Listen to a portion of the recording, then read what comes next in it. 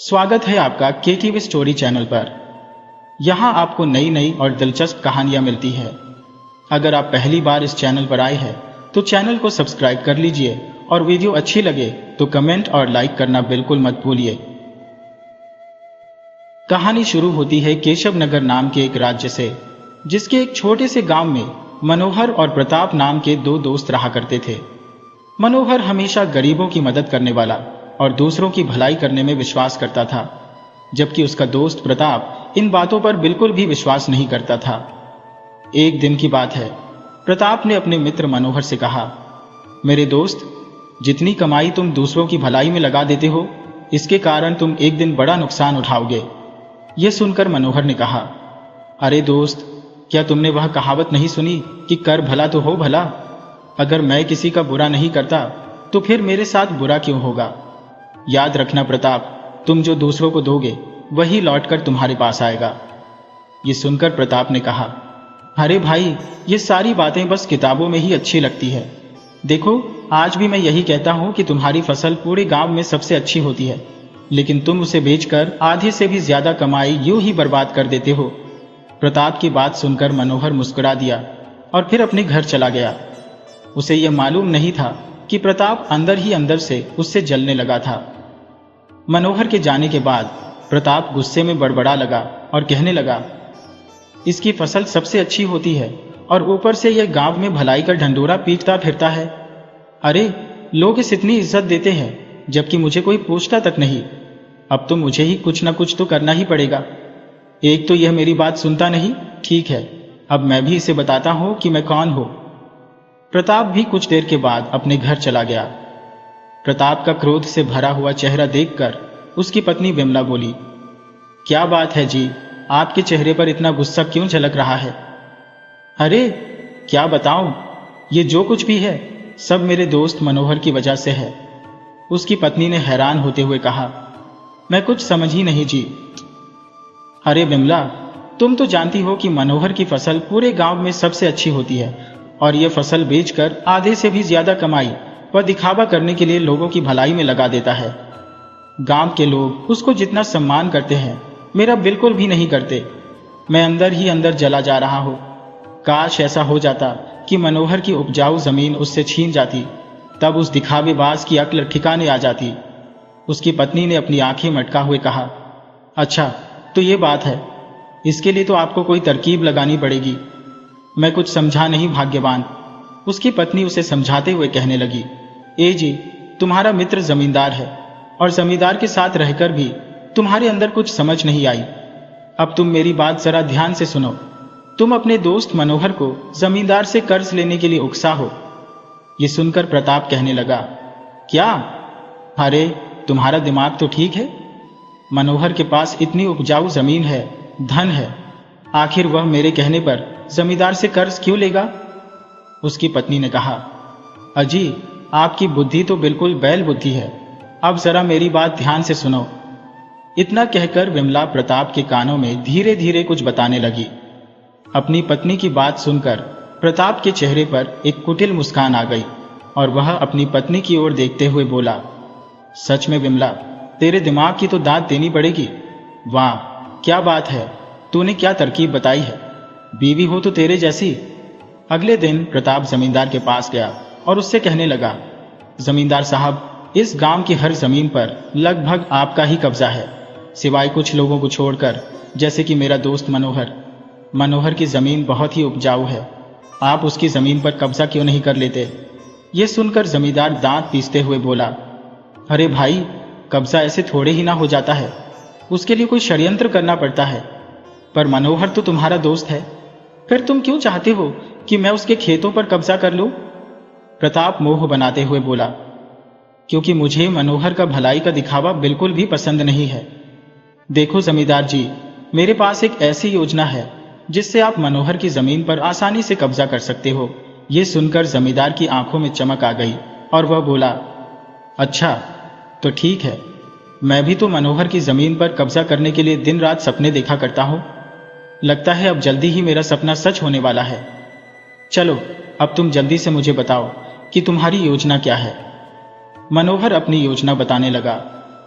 सुनो जमींदार जी, आप अपने किसी बूढ़े नौकर को मनोहर के घर भेज दीजिए, जिसे मनोहर बिल्कुल ना जानता हो, ना ही उसने उस नौकर को कभी देखा हो। वो बूढ़ा मनोहर के पास जाएगा और अपनी बेटी की शादी ना होने का दुखड़ा रोएगा और फिर उससे धन मांगेगा। वो इतनी रकम मांगेगा कि मनोहर के बस के बाहर की बात होगी। जैसा कि मैं मनोहर का स्वभाव जानता हूं, वो उस बूढ़े को मना नहीं कर पाएगा और मैं तो वहां पर मौजूद ही रहूंगा। मैं मनोहर को आपसे कर्ज लेने की सलाह दूंगा। बस एक बार मनोहर ने आपसे कर्ज ले लिया, उसके बाद तो उस कर्ज पर भारी ब्याज पर ब्याज लगाते रहना, और इस मामले में तो आपका कोई जवाब नहीं। क्यों जमींदार साहब, सही कहा ना मैंने? योजना सुनकर जमींदार बहुत ही खुश हुआ और कहने लगा, अरे वाह, बहुत ही बढ़िया। अरे मान गए प्रताप, तुम तो वाकई में प्रतापी हो। तुम्हारी खोपड़ी का तो जवाब नहीं भाई। अपनी तारीफ सुनकर प्रताप बहुत ही खुश हुआ और फिर बोला, मैं अब मनोहर के घर पर ही जा रहा हूं, आप किसी बूढ़े नौकर को वहां पर भेज देना। कुछ ही देर में प्रताप मनोहर के घर चला गया और उससे बातें करने लगा। थोड़ी देर के बाद एक बूढ़ा आदमी मनोहर के घर पर आकर रोते हुए कहने लगा, बेटा, मैं दूसरे गांव से आया हूं। मैंने तुम्हारी बहुत ही तारीफ सुनी है कि तुम लोगों की भलाई के काम करते हो। जो भी तुम्हारे पास मदद मांगने के लिए आता है, तुम उसे निराश नहीं करते। बेटा, मैं बड़ी उम्मीदें लेकर तुम्हारे पास आया हूं।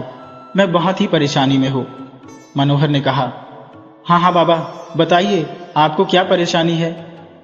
वो बूढ़ा आदमी आंखों में आंसू लाते हुए कहने लगा, अरे बेटा, कल मेरी बिटिया की शादी है, मगर आज मेरे घर पर चोरी हो गई। मैंने बिटिया की शादी के लिए जितने भी गहने बनवाए थे, वो सब के सब चोरी हो गए। बेटा, मैं महाराज के पास भी सहायता मांगने के लिए गया था, परंतु महाराज हम जैसे छोटे लोगों की मदद कहाँ करते हैं। उन्होंने कोई मदद नहीं की। अब तो केवल एक ही रास्ता है, या तो तुम मेरी सहायता कर दो या फिर मैं जाकर आत्महत्या कर लूं। ये सुनकर मनोहर ने कहा, बाबा, यह तो बहुत ही बुरा हुआ, लेकिन आपको बेटी की शादी के लिए बहुत बड़ी रकम की जरूरत होगी। मेरी तो अभी फसल भी नहीं कटी, इतने सारे धन की व्यवस्था मैं कैसे करूंगा। इतने में अपनी योजना के अनुसार प्रताप एकदम से बोल पड़ा, अरे मनोहर, तू चिंता क्यों करता है। गांव के जमींदार जी मेरे बड़े ही अच्छे दोस्त हैं। तुम एक काम करो, जमींदार जी से कर्ज ले लो। जब तुम्हारी फसल कटे तो उनका कर्ज चुका देना। मनोहर को अपने दोस्त प्रताप की बात बिल्कुल सही लगी और उसने कहा, हाँ प्रताप, तुमने बिल्कुल ठीक कहा।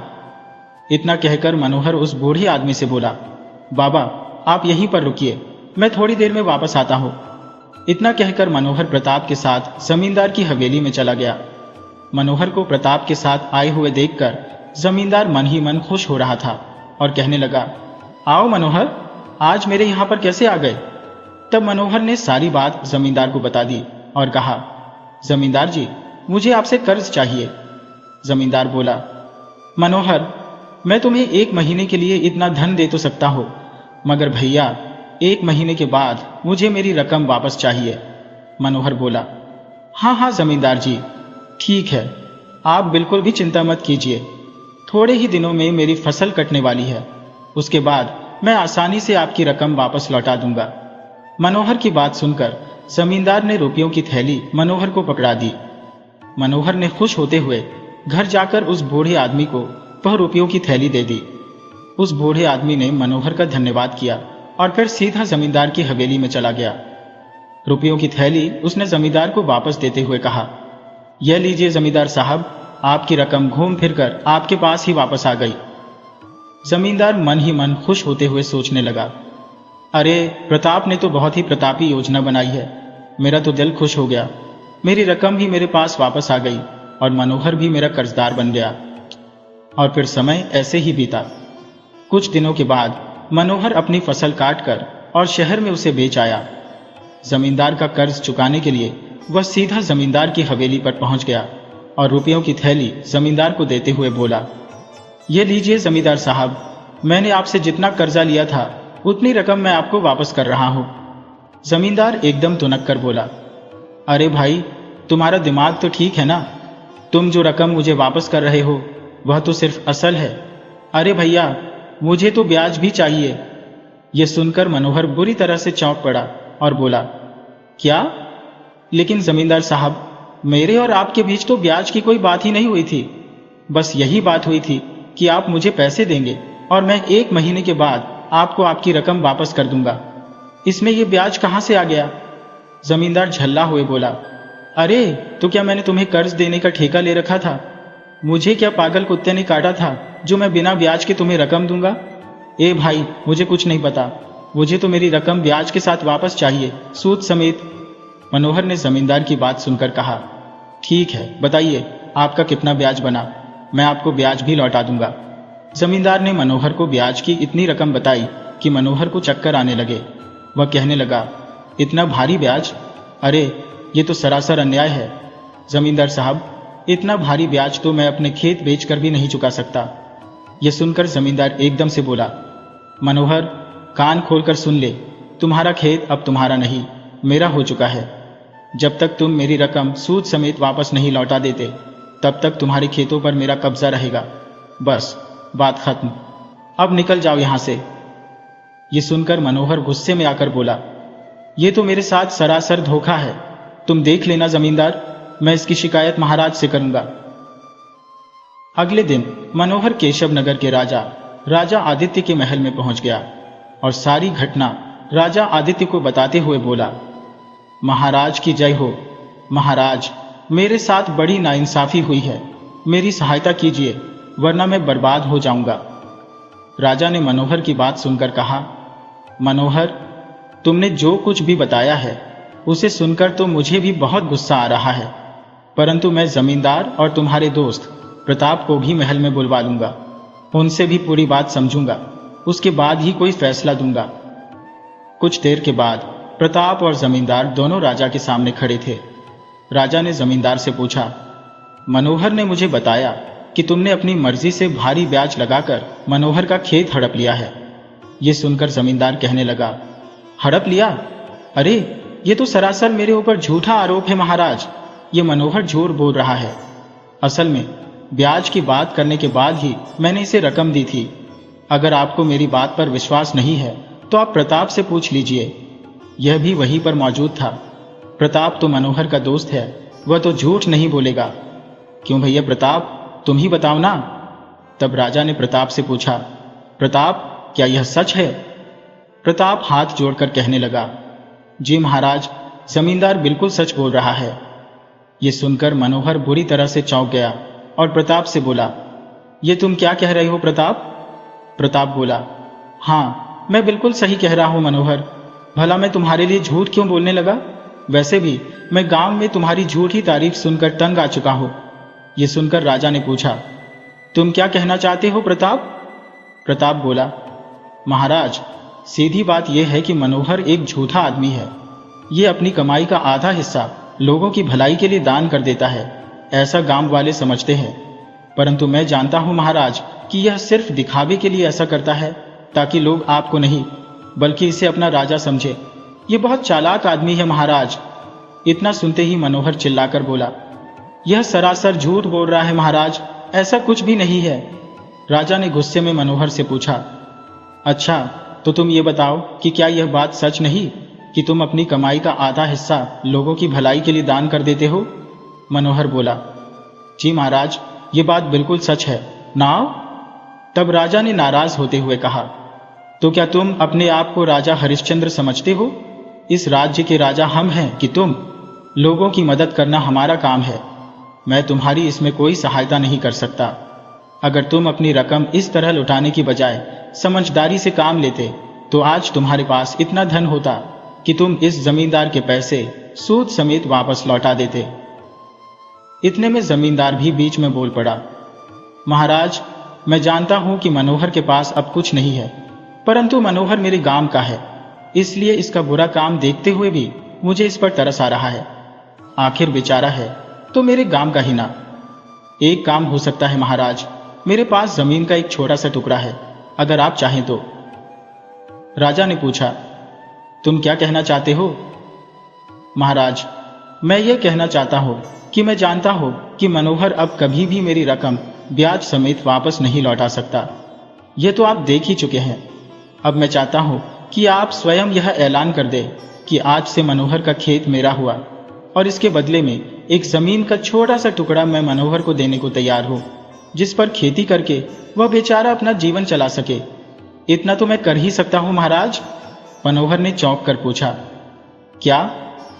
अरे जमींदार, कहीं तुम उस छोटे से खेत के टुकड़े की बात तो नहीं कर रहे जो बिल्कुल बंजर पड़ा हुआ है? जमींदार बोला। हाँ, तुमने सही पहचाना, वही खेत मैं तुम्हें देना चाहता हूं। अब इससे ज्यादा मैं और कर भी क्या सकता हूं भैया? खेत तो खेत ही होता है। राजा ने कहा। ठीक है, आज से मनोहर का खेत जमींदार का हुआ और जमींदार के खेत का टुकड़ा जो वह मनोहर को दे रहा है वह मनोहर का हुआ। बस अब तुम सब यहां से जा सकते हो। मनोहर बेचारा मुंह लटकाकर अपने घर वापस आ गया। उसकी आंखों से आंसू बह रहे थे, जबकि जमींदार और प्रताप अपनी योजना के पूरी हो जाने पर बहुत ही खुश थे। मनोहर जब अपने घर पहुंचा तो उसकी आंखों में आंसू थे।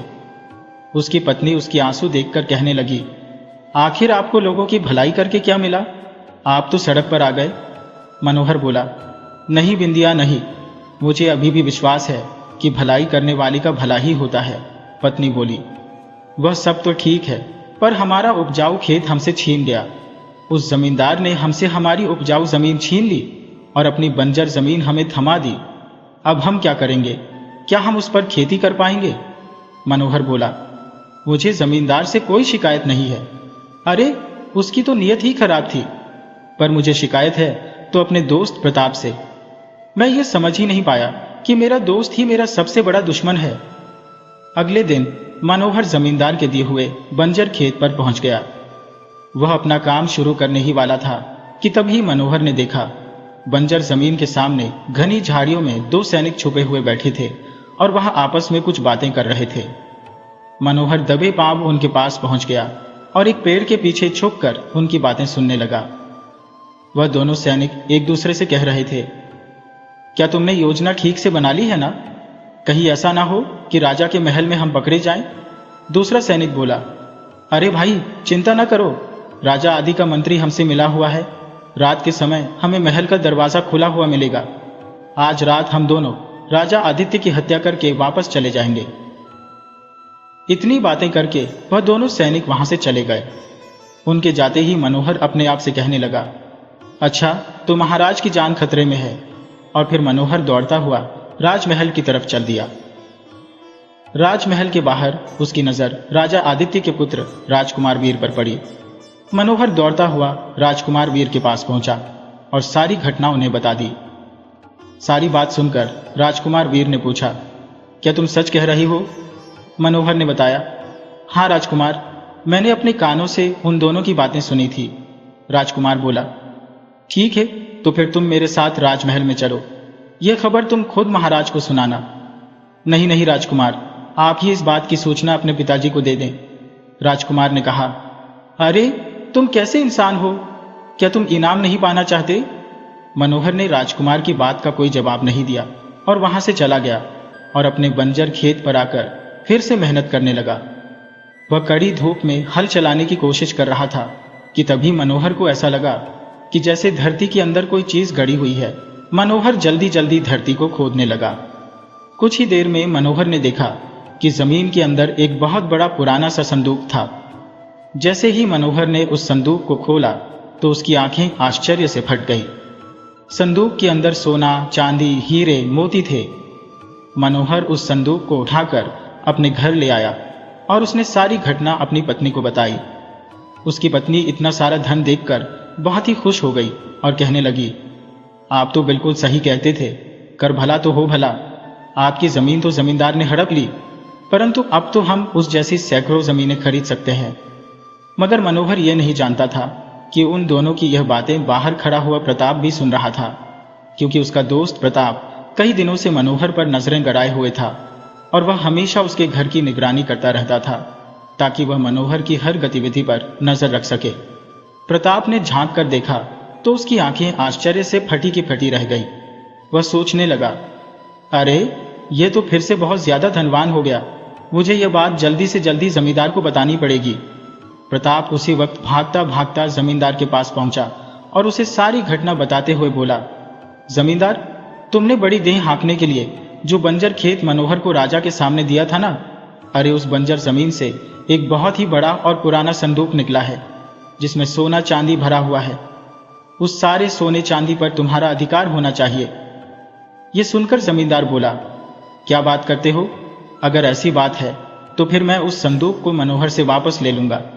इसके बाद जमींदार और प्रताप दोनों मनोहर के घर चले गए। वहां पहुंचकर जमींदार मनोहर से गुस्से में कहने लगा, मनोहर, मेरा संदूक मुझे वापस दे दे। वो सोने और चांदी से भरा हुआ संदूक मेरी बंजर जमीन से निकला है। लाओ, वो संदूक मुझे वापस कर दो। परंतु मनोहर ने कड़क कर जवाब दिया, बकवास बंद करो जमींदार, तुमने वह जमीन महाराज के सामने खुद ही मेरे नाम करवा दी थी। अब उस जमीन पर तुम्हारा कोई अधिकार नहीं रहा। उस जमीन से चाहे सोना निकले या मिट्टी, उस पर सिर्फ मेरा ही हक है। जब जमींदार और प्रताप को कोई दूसरा रास्ता न दिखा तो वे दोनों दौड़ते हुए राजमहल पहुंच गए। जमींदार राजा आदित्य से कहने लगा, महाराज की जय हो। महाराज, आपने मनोहर की जो उपजाऊ जमीन मेरे नाम की थी, उस उपजाऊ जमीन में से एक बहुत ही पुराना संदूक निकला है जिसमें सोना चांदी भरा हुआ है, परंतु मनोहर ने उसे अपने कब्जे में ले लिया है। कृपया करके महाराज, मुझे मेरी संपत्ति वापस दिलवा दीजिए। ये सुनकर राजा ने आदेश दिया, सैनिकों, मनोहर को लेकर दरबार में पेश किया जाए। कुछ ही देर में मनोहर वहां राजा के सामने खड़ा था। राजा ने उससे पूछा, मनोहर, जमींदार बता रहा है कि तुम्हारी उपजाऊ जमीन में से सोने और चांदी से भरा हुआ एक संदूक निकला है, जबकि वह जमीन अब जमींदार की है। मनोहर राजा से कहता है, महाराज, जमींदार झूठ बोल रहा है। संदूक जमींदार की बंजर जमीन से निकला है और वह जमीन खुद आपने मेरे नाम की थी। तभी प्रताप बोला, महाराज, यह मनोहर झूठ बोल रहा है। ये मेरे बचपन का दोस्त है और मैं इसे अच्छी तरह से जानता हूं। यह बहुत ही लालची है और अब जाकर मेरी समझ में आया कि यह लोगों की भलाई कैसे करता था, क्योंकि यह एक चोर भी है। उसी वक्त वहां पर राजकुमार वीर आ पहुंचे, जो मनोहर को देखकर बुरी तरह से चौंक पड़ा और मनोहर की तरफ इशारा करते हुए अपने पिता से कहने लगा, पिताजी महाराज, यह तो वही आदमी है जिसने आपकी जान बचाई है। राजा ने कहा, बेटा, तुम क्या कहना चाहते हो? जरा स्पष्ट रूप से कहो।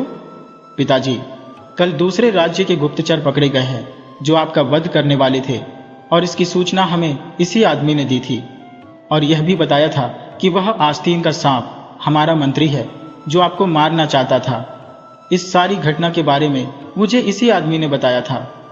मैं जल्दबाजी में इसका नाम पूछना भी भूल गया था। मैंने इससे कहा भी था कि यह सूचना तुम खुद महाराज को दे दो, वो तुम्हें इनाम भी देंगे, परंतु इसने मना कर दिया था।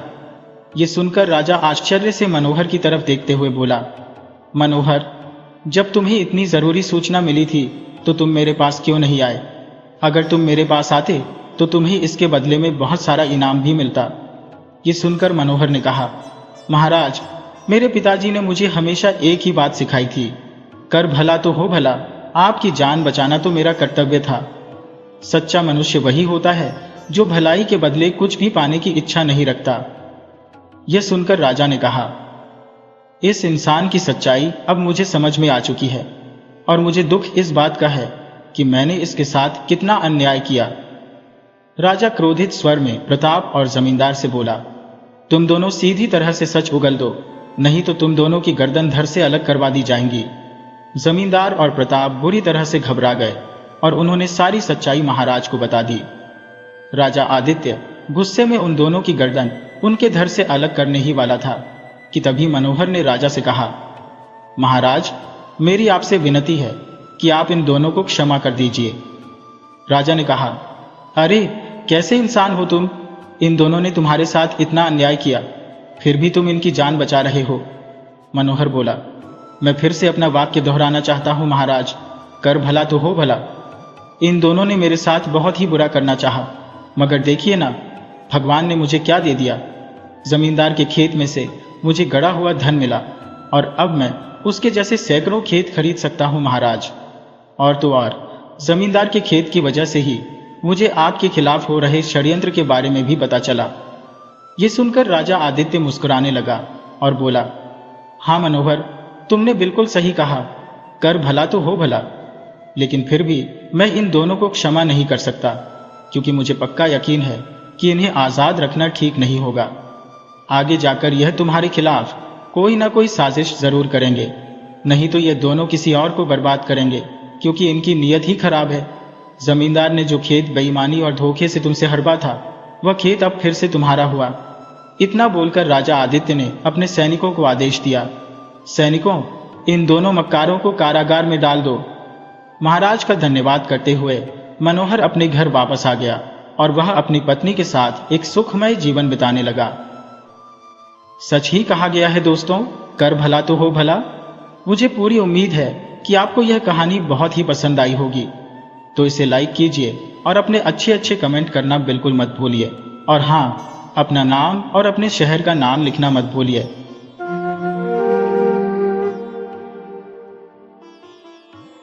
बाबू अनाथ बंधु कॉलेज में पढ़ते थे, परंतु कई वर्षों से वे निरंतर फेल हो रहे थे। उनके रिश्तेदारों का विचार था कि इस वर्ष वे जरूर पास हो जाएंगे, पर इस वर्ष उन्होंने परीक्षा देना ही उचित ना समझा। इसी वर्ष बाबू अनाथ बंधु का विवाह हुआ था। भगवान की कृपा से उनकी वधू बहुत ही सुंदर और अच्छे चरित्र वाली थी, जिसका नाम विंध्यवासिनी था।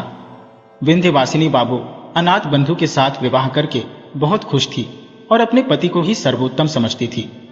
परंतु अनाथ बंधु की बात सुनिए, वे न जाने क्यों हर समय अपनी पत्नी से नाराज रहते और तीखे कड़वे शब्दों से उसके प्रेम भरे मन को जख्मी करते रहते। अनाथ बंधु कॉलेज में पढ़ने के दौरान अपनी ससुराल में ही रहते थे। परीक्षा का समय आया, किंतु उन्होंने परीक्षा दी बगैर ही कॉलेज छोड़ दिया। इस घटना पर अन्य व्यक्तियों की अपेक्षा उनकी पत्नी को अधिक दुख हुआ। रात के समय उसने विनम्रता के साथ कहना शुरू किया, प्राणनाथ, आपने पढ़ना क्यों छोड़ दिया? थोड़े दिन का कष्ट सह लेना कोई कठिन बात नहीं थी। पत्नी की यह बात सुनकर अनाथ बंधु के मिजाज का पारा 120 डिग्री तक पहुंच गया और वे बिगड़कर कहने लगे, पढ़ने लिखने से क्या मनुष्य के हाथ पांव हो जाते हैं? जो व्यक्ति पढ़ लिख कर अपना स्वास्थ्य खो बैठते हैं, उनकी दशा अंत में बहुत ही बुरी होती है। पति का उत्तर सुनकर उनकी पत्नी मन ही मन बहुत दुखी हो गई। इसके कुछ दिनों बाद एक अजीब सी घटना घटित हुई। कोलकाता के एक बहुत ही धनवान व्यक्ति, जो विंध्यवासिनी के पिता राजकुमार के मित्र थे, अपने परिवार सहित राजकुमार बाबू के घर में अतिथि बनकर रहने के लिए आए। उनके साथ कई आदमी और नौकर भी थे, इसीलिए जगह बनाने के लिए राजकुमार बाबू ने अनाथ बंधु का कमरा भी उन्हें सौंप दिया और अनाथ बंधु के लिए एक छोटा सा कमरा साफ करवा दिया। यह बात अनाथ बंधु को बहुत बुरी लगी। गुस्से में वह अपनी पत्नी विंध्यवासिनी के पास गए और ससुराल की बुराई करने लगे। साथ ही साथ उसे निरर्थक बातों के लिए भी 2-4 बातें सुना दी। विंध्य बहुत व्याकुल और चिंतित हुई, किंतु वह मूर्ख नहीं थी। उसने अपने पिता को दोषी ठहराना उचित नहीं समझा और पति को समझाने की कोशिश की। इसके बाद एक दिन विंध्यवासिनी ने अपने पति से कहा, अब यहाँ पर रहना ठीक नहीं है, आप मुझे अपने घर ले चलिए।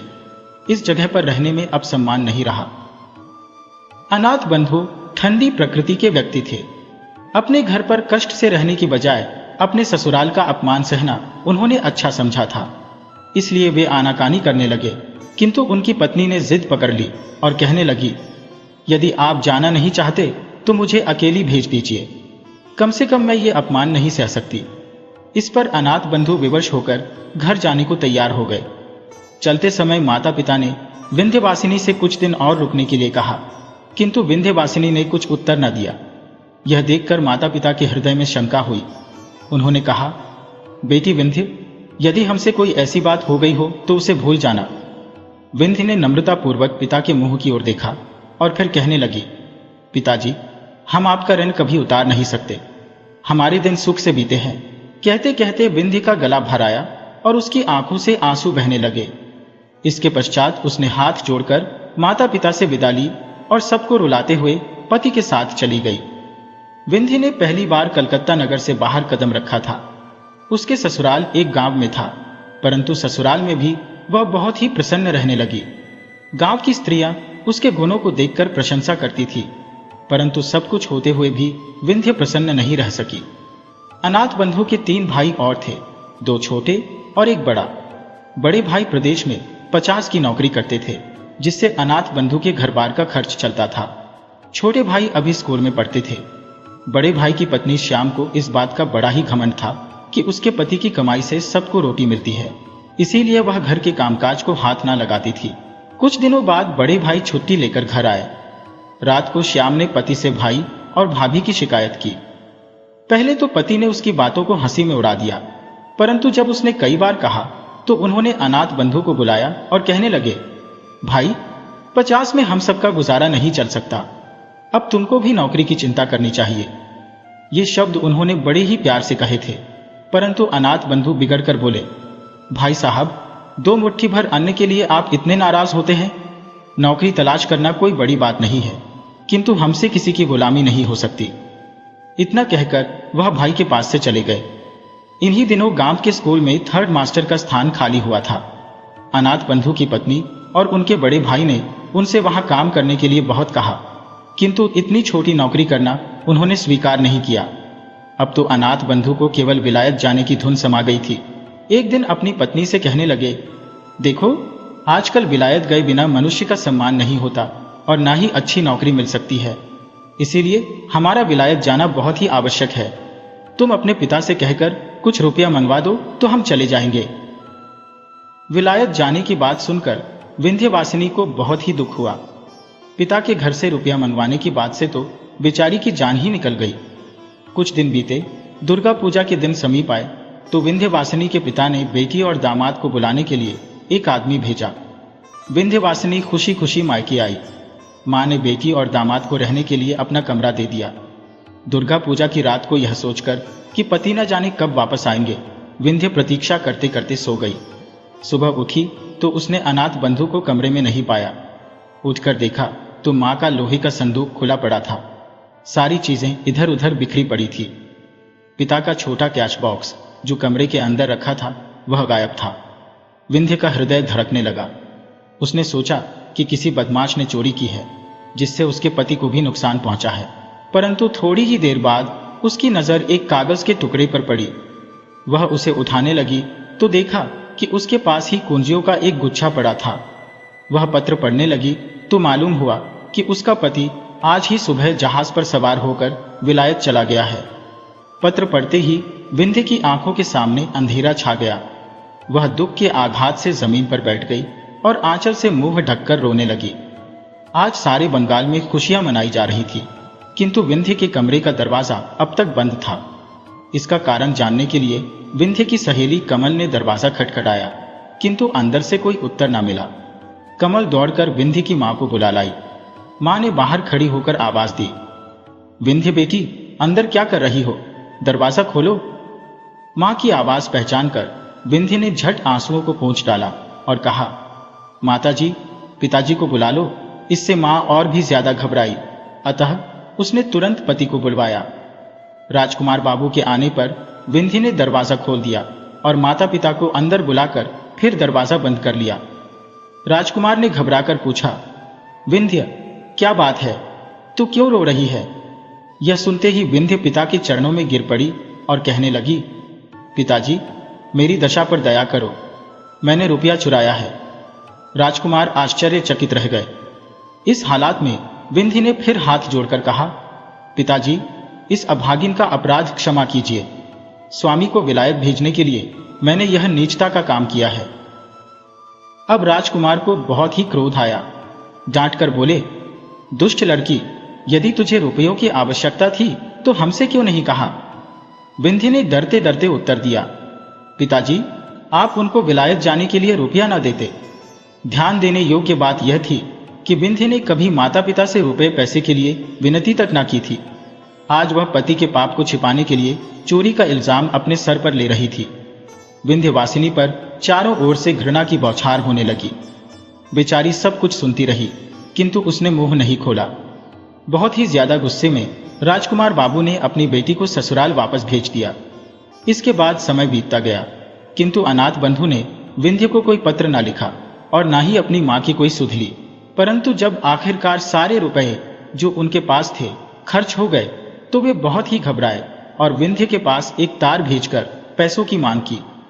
विंध्य ने तार पाते ही अपने सारे बहुमूल्य आभूषण बेच डाले और उनसे जो कुछ मिला वह अनाथ बाबू को भेज दिया। अब क्या था, जब भी रुपयों की आवश्यकता होती वह झट से विंध्य को लिख देते और विंध्य ने जिस तरह बन पड़ा अपने बचे आभूषण बेचकर उनकी आवश्यकताओं को पूरा किया। यहां तक कि बेचारी गरीब के पास कांच की 2 चूड़ियों के सिवाय कुछ भी शेष ना रहा। अभागिन विंध्य के संसार में कोई सुख शेष न था। संभव था वह किसी दिन दुख की हालात में आत्महत्या कर लेती।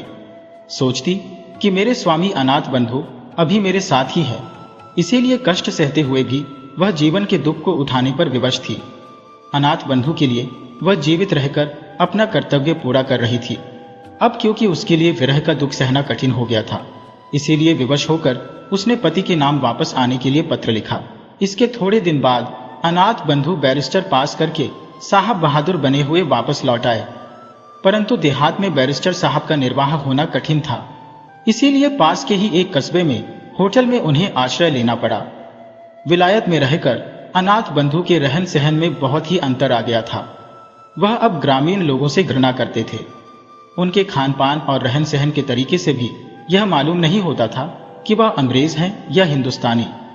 विंध्य यह सुनकर बड़ी ही प्रसन्न हुई कि स्वामी बैरिस्टर बनकर लौट आए हैं। इसके कुछ दिनों के बाद एक बहुत ही दर्द भरी घटना घटित हुई। बाबू राजकुमार अपने कुटुंब सहित नाव पर सवार होकर काशी जा रहे थे।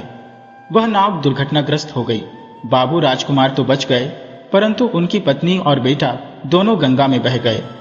अब उनके परिवार में विंध्य के सिवाय कोई दूसरा शेष न था। इस दुर्घटना के पश्चात एक दिन राजकुमार बाबू विकल अवस्था में अनाथ बंधु से मिलने आए। दोनों में कुछ देर तक बातचीत हुई। अंत में राजकुमार बाबू ने कहा, जो कुछ होना था सो हो चुका। अब प्रायश्चित करके अपनी जाति में सम्मिलित हो जाओ, क्योंकि तुम्हारे सिवाय अब दुनिया में हमारा कोई नहीं है। बेटा या दामाद जो कुछ भी हो, अब तुम ही हो। अनाथ बंधु ने प्रायश्चित करना स्वीकार कर लिया। पंडितों से सलाह ली गई तो उन्होंने कहा कि यदि इन्होंने विलायत में रहकर मांस नहीं खाया तो इनकी शुद्धि वेद मंत्रों द्वारा की जा सकती है। यह समाचार सुनकर विंध्य हर्ष से फूली न समाई और अपना सारा दुख भूल गई। आखिर एक दिन प्रायश्चित की रस्म अदा करने का दिन निश्चित किया गया।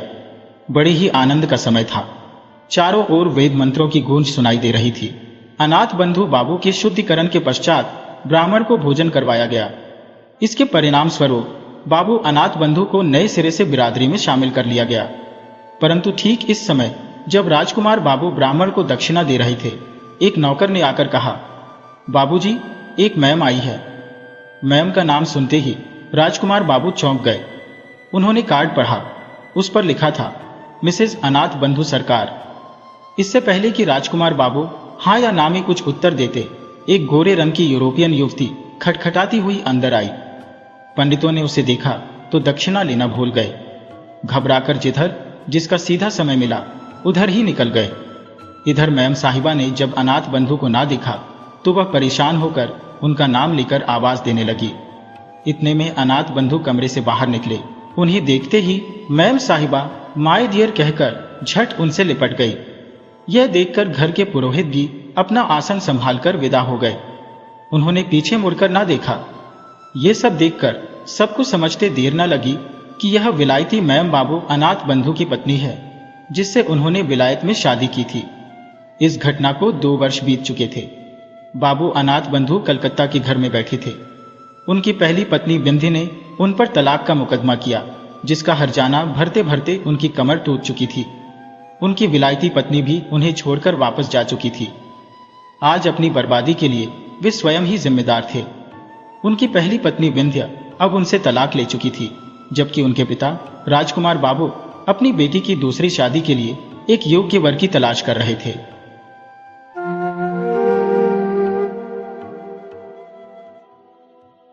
एक गांव में बसी अंधी हर दिन मंदिर के द्वार पर जाकर खड़ी हो जाती थी। जैसे ही भक्तगण बाहर निकलते वह हाथ फैला देती और बड़ी विनम्रता से कहती, बाबूजी, अंधी पर दया करें। उसे यह भलीभांति ज्ञात था कि मंदिर में आने वाले लोग बड़े श्रद्धालु होते हैं। उसका यह अनुमान असत्य नहीं था। आने जाने वाले 2-4 सिक्के उसके हाथ में रख ही देते। अंधी उन्हें आशीर्वाद देती और धन्यवाद कहती। स्त्रियां भी उसके दुपट्टे में थोड़ा बहुत अनाज डाल जाती थी। सुबह से शाम तक वह इसी प्रकार हाथ फैलाए खड़ी रहती। उसके बाद मन ही मन भगवान को प्रणाम कर अपनी लाठी के सहारे अपनी झोपड़ी की ओर निकल जाती। उसकी झोपड़ी गांव के बाहर थी। रास्ते में भी वह लोगों से याचना करती, किंतु राहगीरों में अधिकतर लोग उसे पैसे देने के बजाय डांट देते। फिर भी उसकी याचना निरंतर जारी रहती। झोपड़ी तक पहुंचते पहुंचते उसे 2-4 पैसे और मिल जाते थे। झोपड़ी के पास पहुंचते ही एक 10 वर्ष का बालक दौड़ता हुआ आता और उससे चिपक जाता। अंधी उसे टटोलकर माथे को चूमती। यह बच्चा कौन था, किसका था, कहां से आया, इस बात का किसी को भी पता नहीं था। 5 वर्ष पूर्व पास पड़ोस वालों ने उसे अकेला देखा था। उन्हीं दिनों में एक शाम लोगों ने उसकी गोद में एक बच्चा देखा जो रो रहा था। अंधी उसका मुख चूम चूम कर उसे चुप कराने का प्रयास कर रही थी। ये कोई असाधारण घटना नहीं थी, अतः किसी ने भी नहीं पूछा कि यह बच्चा किसका है। उसी दिन से यह बच्चा अंधी के पास था और प्रसन्न भी था। वह उसे अपने से भी अच्छा खिलाती और पहनाती थी। अंधी ने अपनी झोपड़ी में एक हांडी गाड़ रखी थी। संध्या के समय जो कुछ भी मांगकर लाती उसे हांडी में डाल देती और किसी वस्त्र से ढक देती ताकि दूसरों की दृष्टि उस पर ना पड़े। खाने के लिए अच्छा अन्न मिल जाता था जिससे उसका काम चल जाता था। पहले बच्चे को भरपेट खिलाती, फिर स्वयं खाती। रात को बच्चे को अपने वक्ष से लगाकर सो जाती। प्रातः होते ही उसे खिला पिलाकर फिर मंदिर के द्वार पर जा खड़ी होती। काशी में सेठ बनारसी दास बहुत ही प्रसिद्ध व्यक्ति थे। बच्चा बच्चा उनकी कोठी से परिचित था। वह बहुत बड़े देशभक्त और धर्मात्मा व्यक्ति थे। धर्म के कार्यों में उनकी बड़ी रुचि थी। दिन के 12 बजे तक सेठ स्नान और ध्यान में लगे रहते। कोठी पर हर समय भीड़ लगी रहती थी। कर्ज के इच्छुक तो आते ही थे, परंतु ऐसे व्यक्तियों का भी तांता लगा रहता था जो अपनी पूंजी सेठ के पास धरोहर के रूप में रख जाते थे। सैकड़ों भिखारी अपनी थोड़ी बहुत जमा पूंजी इन्हीं सेठ के पास जमा करा जाते। अंधी को भी यह बात ज्ञात थी, किंतु पता नहीं क्यों अब तक वह अपनी कमाई यहां पर जमा कराने में हिचक रही थी। उसके पास काफी रुपए हो गए थे। हांडी लगभग पूरी भर चुकी थी। उसे शंका थी कि कहीं कोई चुरा ना ले। एक दिन शाम के समय अंधी ने हांडी उठाई और अपने कपड़ों में छिपाकर सेठ की कोठी पर पहुंची। अंधी ने हांडी को सेठ के आगे सरका दिया और डरते डरते कहा, सेठ जी, इसे अपने पास जमा कर लो। मैं अंधी अपाहिज कहां तक इसे संभालती फिरूंगी। सेठ ने हांडी की ओर देखते हुए पूछा, इसमें क्या है? अंधी ने उत्तर दिया, भीख मांग मांगकर अपने बच्चे के लिए 2-4 पैसे इकट्ठे किए हैं। अपने पास रखते हुए डरती हूं। कृपया इन्हें आप अपनी कोठी में रख लें। सेठ जी ने मुनीम की ओर संकेत करते हुए कहा, वह इसमें जमा कर लो। फिर बूढ़ी अंधी से पूछा, तेरा नाम क्या है? अंधी ने अपना नाम बताया। मुनीम जी ने नकदी गिनकर उसके नाम से जमा कर ली और वह सेठ जी को आशीर्वाद देती हुई अपनी झोपड़ी की राह पर चली गई। 2 वर्ष बड़े ही सुख के साथ बीत गए। इसके पश्चात अंधी के लड़के को एक दिन बुखार हो गया। अंधी ने दवा दारू की, झाड़ फूंक से भी काम लिया, टोने टोटके की परीक्षा की, परंतु सारी कोशिशें व्यर्थ सिद्ध हुई। लड़के की दशा दिन प्रतिदिन बिगड़ती गई। अंधी का हृदय टूट गया। साहस ने जवाब दे दिया। वह निराश हो गई, परंतु फिर उसे ध्यान आया कि संभवतः डॉक्टर के इलाज से फायदा हो जाए। इस विचार के आते ही वह गिरती पड़ती सेठ जी की कोठी पर आ पहुंची। सेठ जी वहीं पर उपस्थित थे। अंधी ने कहा, सेठ जी, मेरी जमा पूंजी में से 10 रुपए मिल जाए तो बड़ी कृपा होगी। मेरा बच्चा मर रहा है, डॉक्टर को दिखाऊंगी। सेठ जी ने कठोर स्वर में कहा, कैसी जमा पूंजी, कैसे रुपए? मेरे पास किसी के रुपए जमा नहीं है। अंधी ने रोते हुए उत्तर दिया, 2 वर्ष हुए मैं आपके पास राशि जमा करने आई थी, कृपया दे दीजिए, बड़ी दया होगी। सेठ जी ने मुनीम की ओर रहस्यमय दृष्टि से देखते हुए कहा, मुनीम जी, जरा देखो तो, इसके नाम की कोई पूंजी जमा है क्या? तेरा नाम क्या है री? सेठ की बात सुनकर अंधी की जान में जान आई। आशा बंध गई। पहला उत्तर सुनकर उसने सोचा था कि सेठ बेईमान है, किंतु अब सोचने लगी कि हो सकता है सेठ को ध्यान ना रहा हो। ऐसा धर्मी व्यक्ति भी भला कहीं झूठ बोल सकता है? अंधी ने अपना नाम बता दिया। सेठ के मुनीम ने खाता बही उलट पलट कर देखी, फिर कहा, नहीं तो इस नाम पर एक भी पाई जमा नहीं है। अंधी वहीं बैठी जमी रही। उसने रो रो कर कहा, सेठ जी, परमात्मा के नाम पर, धर्म के नाम पर कुछ दे दीजिए, मेरा बच्चा जी जाएगा, मैं जीवन भर आपके गुण गाऊंगी। उल्टा सेठ जी गुस्सा होकर बोले, जाती है या नौकर को बुलाऊं? अंधी लाठी देख कर खड़ी हो गई और सेठ की ओर मुंह करके बोली, अच्छा, भगवान तुम्हें बहुत दे, और अपनी झोपड़ी की तरफ चल दी। अंधी की कही हुई यह बात कोई आशीष न थी, बल्कि एक दुखी का शाप था। बच्चे की दशा बिगड़ती गई, दवा दारू हुई ही नहीं। एक दिन उसकी अवस्था चिंताजनक हो गई। प्राणों के लाले तक पड़ गए। उसके जीवन से अंधी और भी निराश हो गई। सेठ पर रह रहकर उसे क्रोध आता था। वह सोचती, इतना धनी व्यक्ति है, 2-4 रुपए दे देता तो क्या चला जाता। फिर मैं उससे कोई दान तो नहीं मांग रही थी, अपने ही रुपए मांगने गई थी। उसे सेठ जी से घृणा हो गई थी। बैठे बैठे उसे कुछ ध्यान आया। उसने बच्चे को अपनी गोद में उठा लिया और ठोकरें खाती गिरती पड़ती सेठ के द्वार पर पहुंच गई। उनके द्वार पर बैठकर धरना देने लगी। बच्चे का शरीर जो ज्वर से भभक रहा था और अंधी का कलेजा भी तड़प रहा था। सेठ जी का एक नौकर किसी काम से बाहर आया। अंधी को बैठा देखकर उसने सेठ को सूचना दी। सेठ ने आज्ञा दी कि उसे भगा दो। नौकर ने अंधी से चले जाने को कहा, किंतु वह उस स्थान से ना हिली। नौकरों ने उसे मारने का भय दिखाया, परंतु वह टस से मस ना हुई। नौकर ने अंदर जाकर कहा कि यह बला नहीं चल रही। सेठ जी स्वयं बाहर आए, देखते ही पहचान गए। बच्चे को देखकर उन्हें बहुत ही आश्चर्य हुआ कि उसकी शक्ल सूरत उनके मोहन से बहुत मिलती जुलती है। 7 वर्ष पहले मोहन किसी मेले में खो गया था। उसकी बहुत खोज की, पर उसका कोई पता न चला। उन्हें याद आया कि मोहन की जांघ पर एक लाल रंग का निशान था। इस विचार के आते ही उन्होंने अंधी की गोद के बच्चे की जांघ देखी। वह निशान था, परंतु पहले से कुछ बड़ा था। उनको विश्वास हो गया कि बच्चा उन्हीं का है। तुरंत उस बच्चे को छीनकर अपने कलेजे से लगा लिया। बच्चे का शरीर ज्वर से तप रहा था। सेठ ने नौकर को तुरंत डॉक्टर लाने के लिए भेज दिया। अंधी खड़ी हो गई और चिल्लाने लगी, मेरे बच्चे को ना ले जाओ, मेरे रुपए तो हजम कर गए, क्या मेरा बच्चा भी मुझसे छीन लोगे। सेठ जी बड़े ही चिंतित थे और बोले, यह बच्चा मेरा है।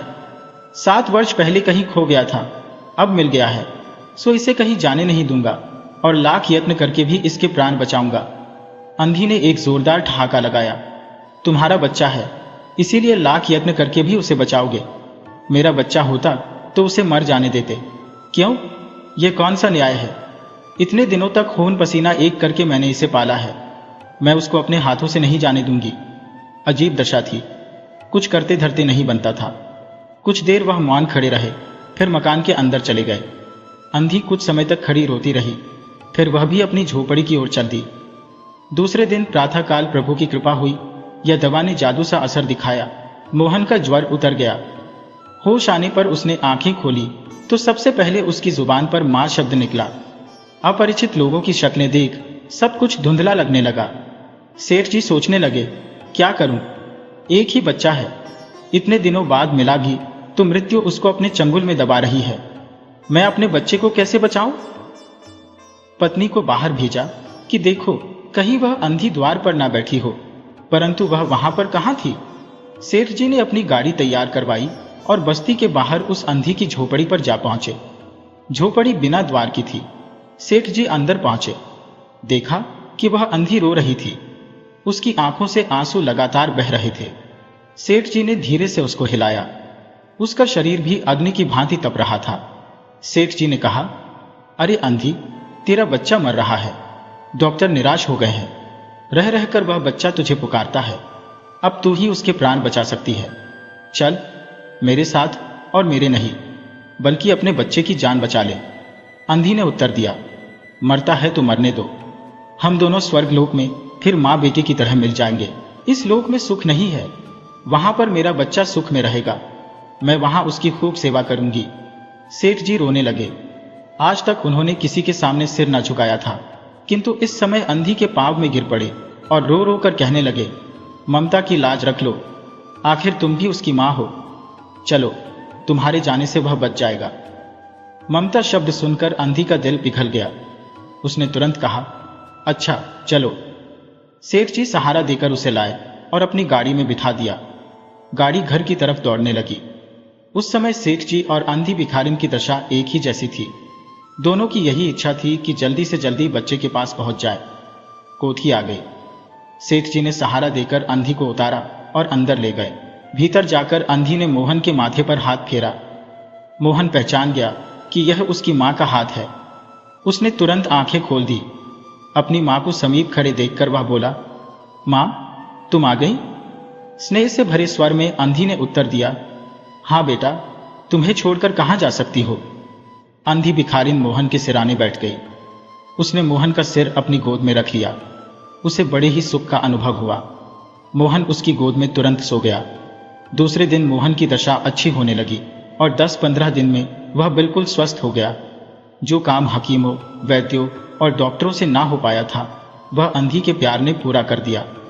मोहन के पूरी तरह से स्वस्थ हो जाने पर अंधी ने विदा मांगी।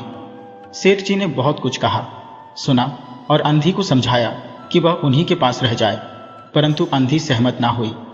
विवश होकर उन्हें उसे विदा करना ही पड़ा। जब वह चलने लगी तो सेठ जी ने रुपयों की एक थैली उसके हाथ में रख दी। अंधी ने पूछा, इसमें क्या है? सेठ जी ने कहा, इसमें तुम्हारी धरोहर है, तुम्हारे रुपए और मेरा अपराध। अंधी ने बात काट कर कहा, यह रुपए तो मैंने तुम्हारे मोहन के लिए ही इकट्ठे किए थे, उसी को दे देना। अंधी ने वह थैली वहीं पर छोड़ दी और लाठी टेकती हुई चल दी। बाहर निकलकर फिर से उसने उस घर की ओर अपनी आंखें उठाईं तो उसकी आंखों से आंसू बह रहे थे, किंतु वह भिखारिन होते हुए भी सेठ से ज्यादा महान थी। इस समय सेठ एक याचक था और वह भिखारिन एक दाता।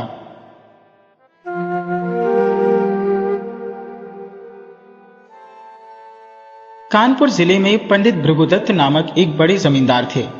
मुंशी सत्यनारायण उनके कारिंदा थे। वह बड़े स्वामी भक्त और सच्चरित्र मनुष्य थे। लाखों रुपये की तहसील और हजारों मन अनाज का लेन देन उनके हाथ में था, पर कभी उनकी नीयत दाबोदोल न होती। उनके सुप्रबंध से रियासत दिनों दिन उन्नति करती जाती थी। ऐसे कर्तव्य परायण सेवक का जितना सम्मान होना चाहिए उससे अधिक ही होता था। दुख सुख के प्रत्येक अवसर पर पंडित जी उनके साथ बड़ी उदारता से पेश आते। धीरे धीरे मुंशी जी का विश्वास इतना बढ़ा कि पंडित जी ने हिसाब किताब का समझना भी छोड़ दिया। संभव है उनसे आजीवन इसी तरह निभ जाती, पर भाभी प्रबल है। प्रयाग में कुंभ लगा तो पंडित जी भी स्नान करने गए। वहां से लौटकर फिर वे घर न आए। मालूम नहीं किसी गड्ढे में फिसल पड़ी या कोई जल जंतु उन्हें खींच ले गया। उनका फिर कुछ पता ही न चला। अब मुंशी सत्यनारायण के अधिकार और भी बढ़े। एक हतभागिनी विधवा और 2 छोटे छोटे बच्चों के सिवा पंडित जी के घर में और कोई न था।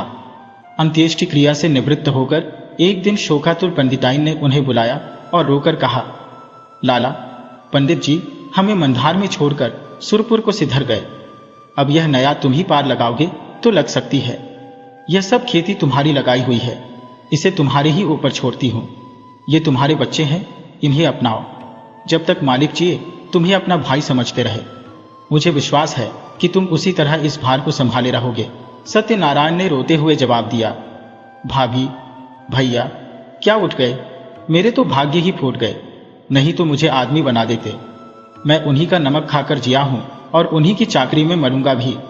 आप धीरज रखिए, किसी प्रकार की चिंता न करें। मैं जीते जी आपकी सेवा से मुंह न मोड़ूंगा। आप केवल इतना कीजिएगा कि मैं जिस किसी की शिकायत करूं उसे डांट दीजिएगा, नहीं तो ये लोग सिर चढ़ जाएंगे। इस घटना के बाद कई वर्षों तक मुंशी जी ने रियासत को संभाला। वह अपने काम में बड़े कुशल थे, कभी एक कौड़ी का भी बल नहीं पड़ा। सारे जिले में उनका सम्मान होने लगा। लोग पंडित जी को भूल सा गए। दरबारों और कमेटियों में वे सम्मिलित होते। जिले के अधिकारी उन्हीं को जमींदार समझते। अन्य रईसों में उनका आदर था, पर मान वृद्धि की महंगी वस्तु है और भानुकुंवरी अन्य स्त्रियों के सदृश पैसे को खूब पकड़ती। वह मनुष्य की मनोवृत्तियों से परिचित न थी। पंडित जी हमेशा लाला जी को इनाम इकराम देते रहते थे।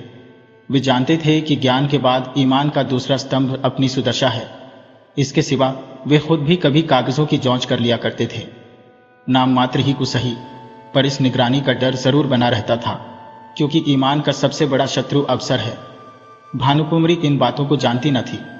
अतएव अवसर तथा धनाभाव जैसे प्रबल शत्रुओं के पंजे में पड़कर मुंशी जी का ईमान कैसे बेदाग बचता। कानपुर शहर से मिला हुआ ठीक गंगा के किनारे एक बहुत आजाद और उपजाऊ गांव था। पंडित जी इस गांव को लेकर नदी किनारे पक्का घाट, मंदिर, बाग, मकान आदि बनवाना चाहते थे, पर उनकी यह कामना सफल ना हो सकी। संयोग से अब यह गांव बिकने लगा। उनके जमींदार एक ठाकुर साहब थे, किसी फौजदारी के मामले में फंसे हुए थे। मुकदमा लड़ने के लिए रुपये की चाह थी। मुंशी जी ने कचहरी में यह समाचार सुना। छटपट मोल तोल हुआ, दोनों तरफ गरज थी। सौदा पटने में देर न लगी, बहनामा लिखा गया, रजिस्ट्री हुई। रुपये मौजूद न थे, पर शहर में साख थी। एक महाजन के यहाँ से 30,000 रुपए मनवाए गए और ठाकुर साहब को नजर किए गए। हाँ, कामकाज की आसानी के ख्याल से यह सब लिखा पढ़ी मुंशी जी ने अपने ही नाम की, क्योंकि मालिक के लड़के अभी नाबालिग थे। उनके नाम से लेने में बहुत झंझट होती और विलंब होने से शिकार हाथ से निकल जाता। मुंशी जी बैनामा लिए असीम आनंद में मग्न भानुकुंवरी के पास आए, पर्दा कराया और यह शुभ समाचार सुनाया। भानुकुंवरी ने सजल नेत्रों से उनको धन्यवाद दिया। पंडित जी के नाम पर मंदिर और घाट बनवाने का इरादा पक्का हो गया। मुंशी जी दूसरे ही दिन उस गांव में आए। आसामी नजराने लेकर नए स्वामी के स्वागत को हाजिर हुए। शहर के रईसों की दावत हुई। लोगों के नावों पर बैठकर गंगा की खूब सैर की। मंदिर आदि बनवाने के लिए आबादी से हटकर रमणीक स्थान चुना गया। यद्यपि इस गांव को अपने नाम लेते समय मुंशी जी के मन में कपट का भाव न था, तथापि 2-4 दिन में ही उनका अंकुर जम गया और धीरे धीरे बढ़ने लगा। मुंशी जी इस गांव के आय व्यय का हिसाब अलग रखते और अपने स्वामिनों को उसका ब्यौरा समझाने की जरूरत न समझते। भानुकुंवरी इन बातों में दखल देना उचित न समझती थी, पर दूसरे कारिंदों से बातें सुन सुनकर उसे शंका होती थी कि कहीं मुंशी जी दगा तो न देंगे। अपने मन का भाव मुंशी से छिपाती थी, इस ख्याल से कि कहीं कारिंदों ने उन्हें हानि पहुंचाने के लिए यह षड्यंत्र न रचा हो। इस तरह कई साल गुजर गए। अब उस कपट के अंकुर ने वृक्ष का रूप धारण किया। भानुकुंवरी को मुंशी जी के उस मार्ग के लक्षण दिखाई देने लगे। उधर मुंशी जी के मन ने कानून से नीति पर विजय पाई। उन्होंने अपने मन में फैसला किया कि गांव मेरा है। हाँ, मैं भानुकुंवरी का 30,000 का ऋणी अवश्य हो। वे बहुत करेंगी तो अपने रुपये ले लेंगी, और क्या कर सकती है। मगर दोनों तरफ यह आग अंदर ही अंदर सुलगती रही। मुंशी जी अस्त्र सज्जित होकर आक्रमण के इंतजार में थे और भानुकुंवरी इसके लिए अवसर ढूंढ रही थी। एक दिन उसने साहस करके मुंशी जी को अंदर बुलाया और कहा, लाला जी, बरगदा के मंदिर का काम कब से लगवाइएगा? उसे लिए 8 साल हो गए। अब काम लग जाए तो अच्छा हो। जिंदगी का कौन ठिकाना है, जो काम करना है उसे कर ही डालना चाहिए।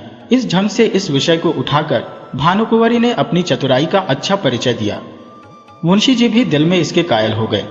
जरा सोच कर बोले, इरादा तो मेरा कई बार हुआ, पर मौके की जमीन नहीं मिलती। गंगा तट की जमीन असामियों के जोत में है और वे किसी तरह छोड़ने पर राजी नहीं। भानुकुंवरी, यह बात तो आज मुझे मालूम हुई। 8 साल हुए। इस गांव के विषय में आपने कभी भूल कर भी दी तो चर्चा नहीं की। मालूम नहीं कितनी तहसील है, क्या मुनाफा है, कैसा गांव है, कुछ सेर होती है या नहीं। जो कुछ करते हैं आप ही करते हैं और करेंगे, पर मुझे भी तो मालूम होना चाहिए। मुंशी जी संभल उठे। उन्हें मालूम हो गया कि इस चतुर स्त्री से बाजी ले जाना मुश्किल है। गांव लेना ही है तो अब क्या डर। खुलकर बोले, आपको इससे कोई सरोकार न था, इसलिए मैंने व्यर्थ कष्ट देना मुनासिब न समझा। भानुकुंवरी के हृदय में कुठार सा लगा। पर्दे से निकल आई और मुंशी जी की तरफ तेज आंखों से देखकर बोली, आप क्या कहते हैं? आपने गांव मेरे लिए लिया था या अपने लिए? रुपए मैंने दिए या आपने? उस पर जो खर्च पड़ा वह मेरा था या आपका? मेरी समझ में नहीं आता कि आप कैसी बातें करते हैं। मुंशी जी ने सावधानी से जवाब दिया, यह तो आप जानती हैं कि गांव हमारे नाम से बसा हुआ है। रुपया जरूर आपका लगा, पर मैं उसका देनदार हूं। रहा तहसील वसूल का खर्च, यह सब मैंने अपने पास से दिया है। उसका हिसाब किताब, आय व्यय सब रखता गया हूं। भानुकुंवरी ने क्रोध से कांपते हुए कहा, इस कपट का फल आपको अवश्य मिलेगा। आप इस निर्दयता से मेरे बच्चों का गला नहीं काट सकते। मुझे नहीं मालूम था कि आपने हृदय में छुरी छिपा रखी है, नहीं तो यह नौबत ही क्यों आती। खैर, अब से मेरी रोकड़ और बही खाता आप कुछ न छुए। हम मेरा जो कुछ होगा ले लूंगी। जाइए, एकांत में बैठकर सोचिए। पाप से किसी का भला नहीं होता। तुम समझते होगे कि बालक अनाथ हैं, इनकी संपत्ति हजम कर लूंगा। इस भूल में न रहना, मैं तुम्हारे घर की ईंट तक बिकवा लूंगी। यह कहकर भानुकुंवरी फिर पर्दे की आड़ में आ बैठी और रोने लगी। स्त्रियों क्रोध के बाद किसी न किसी बहाने रोया करती है। लाला साहब को कोई जवाब न सूझा।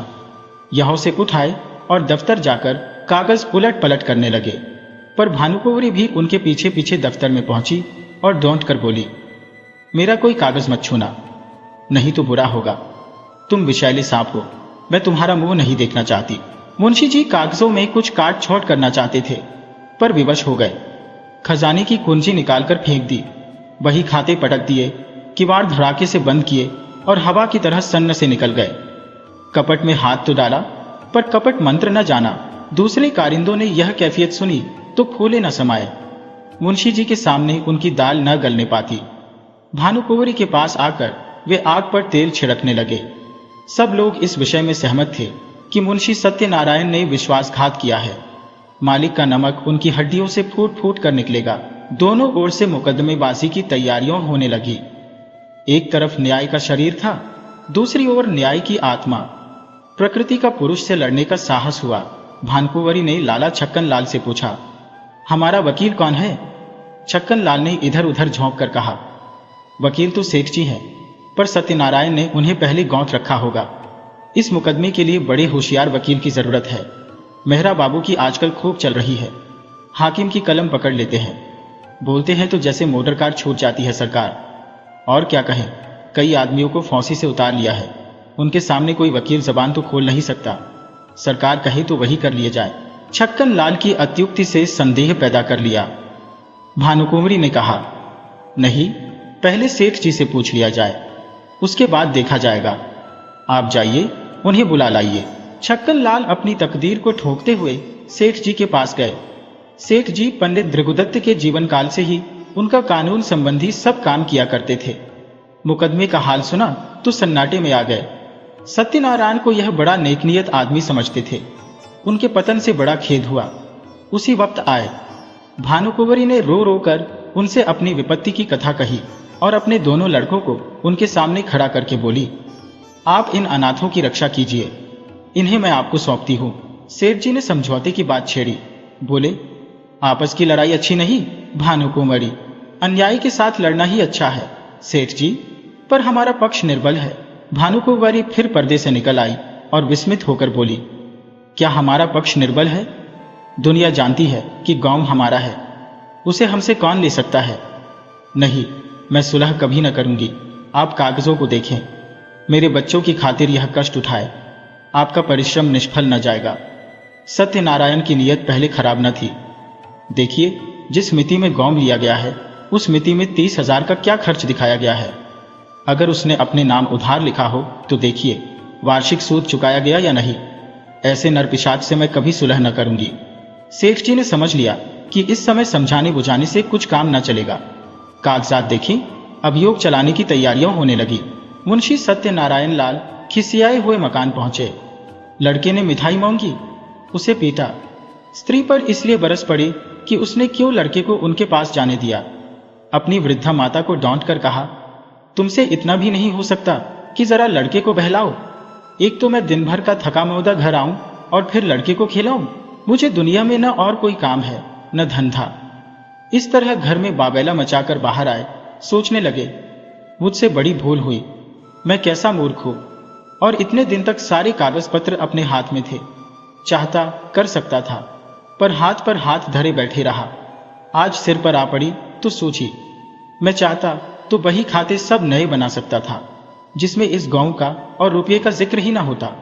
पर मेरी मूर्खता के कारण घर में आई हुई लक्ष्मी रूठी जाती है। मुझे क्या मालूम था कि वह चुड़ैल मुझसे इस तरह पेश आएगी, कागजों में हाथ तक न लगाने देगी। इसी उधेर बुन में मुंशी जी एकाएक उछल पड़े। एक उपाय सूझ गया, क्यों न कार्यकर्ताओं को मिला लूं। यद्यपि मेरी सख्ती के कारण वे सब मुझसे नाराज थे और इस समय सीधे बात भी न करेंगे, तथापि उनमें ऐसा कोई भी नहीं जो प्रलोभन से मुट्ठी में न आ जाए। हाँ, इसमें रुपए पानी की तरह बहाना पड़ेगा, पर इतना रुपया आएगा कहां से? हाय दुर्भाग्य, 2-4 दिन पहले चेत गया होता तो कोई कठिनाई न पड़ती। क्या जानता था कि वह डाइन इस तरह वज्र प्रहार करेगी। बस अब एक ही उपाय है, किसी तरह कागजात गुम कर दूं। बड़ी जोखिम का काम है, पर करना ही पड़ेगा। दुष्कामनाओं के सामने एक बार सिर झुकाने पर फिर संभलना कठिन हो जाता है। पाप के अथाह दलदल में जहो एक बार पड़े कि फिर प्रतिक्षण नीचे ही चले जाते हैं। मुंशी सत्यनारायण सा विचारशील मनुष्य इस समय इस फिक्र में था कि कैसे सेंध लगा पाऊं। मुंशी जी ने सोचा, क्या सेंध लगाना आसान है? इसके वास्ते कितनी चतुरता, कितना साहब, कितनी बुद्धि, कितनी वीरता चाहिए। कौन कहता है कि चोरी करना आसान काम है। मैं जो कहीं पकड़ा गया तो मरने के सिवा और कोई मार्ग न रहेगा। बहुत सोचने विचारने पर भी मुंशी जी को अपने ऊपर ऐसा दुस्साहस कर सकने का विश्वास न हो सका। हाँ, इसमें सुगम एक दूसरी तदबीर नजर आई। क्यों न दफ्तर में आग लगा दूं?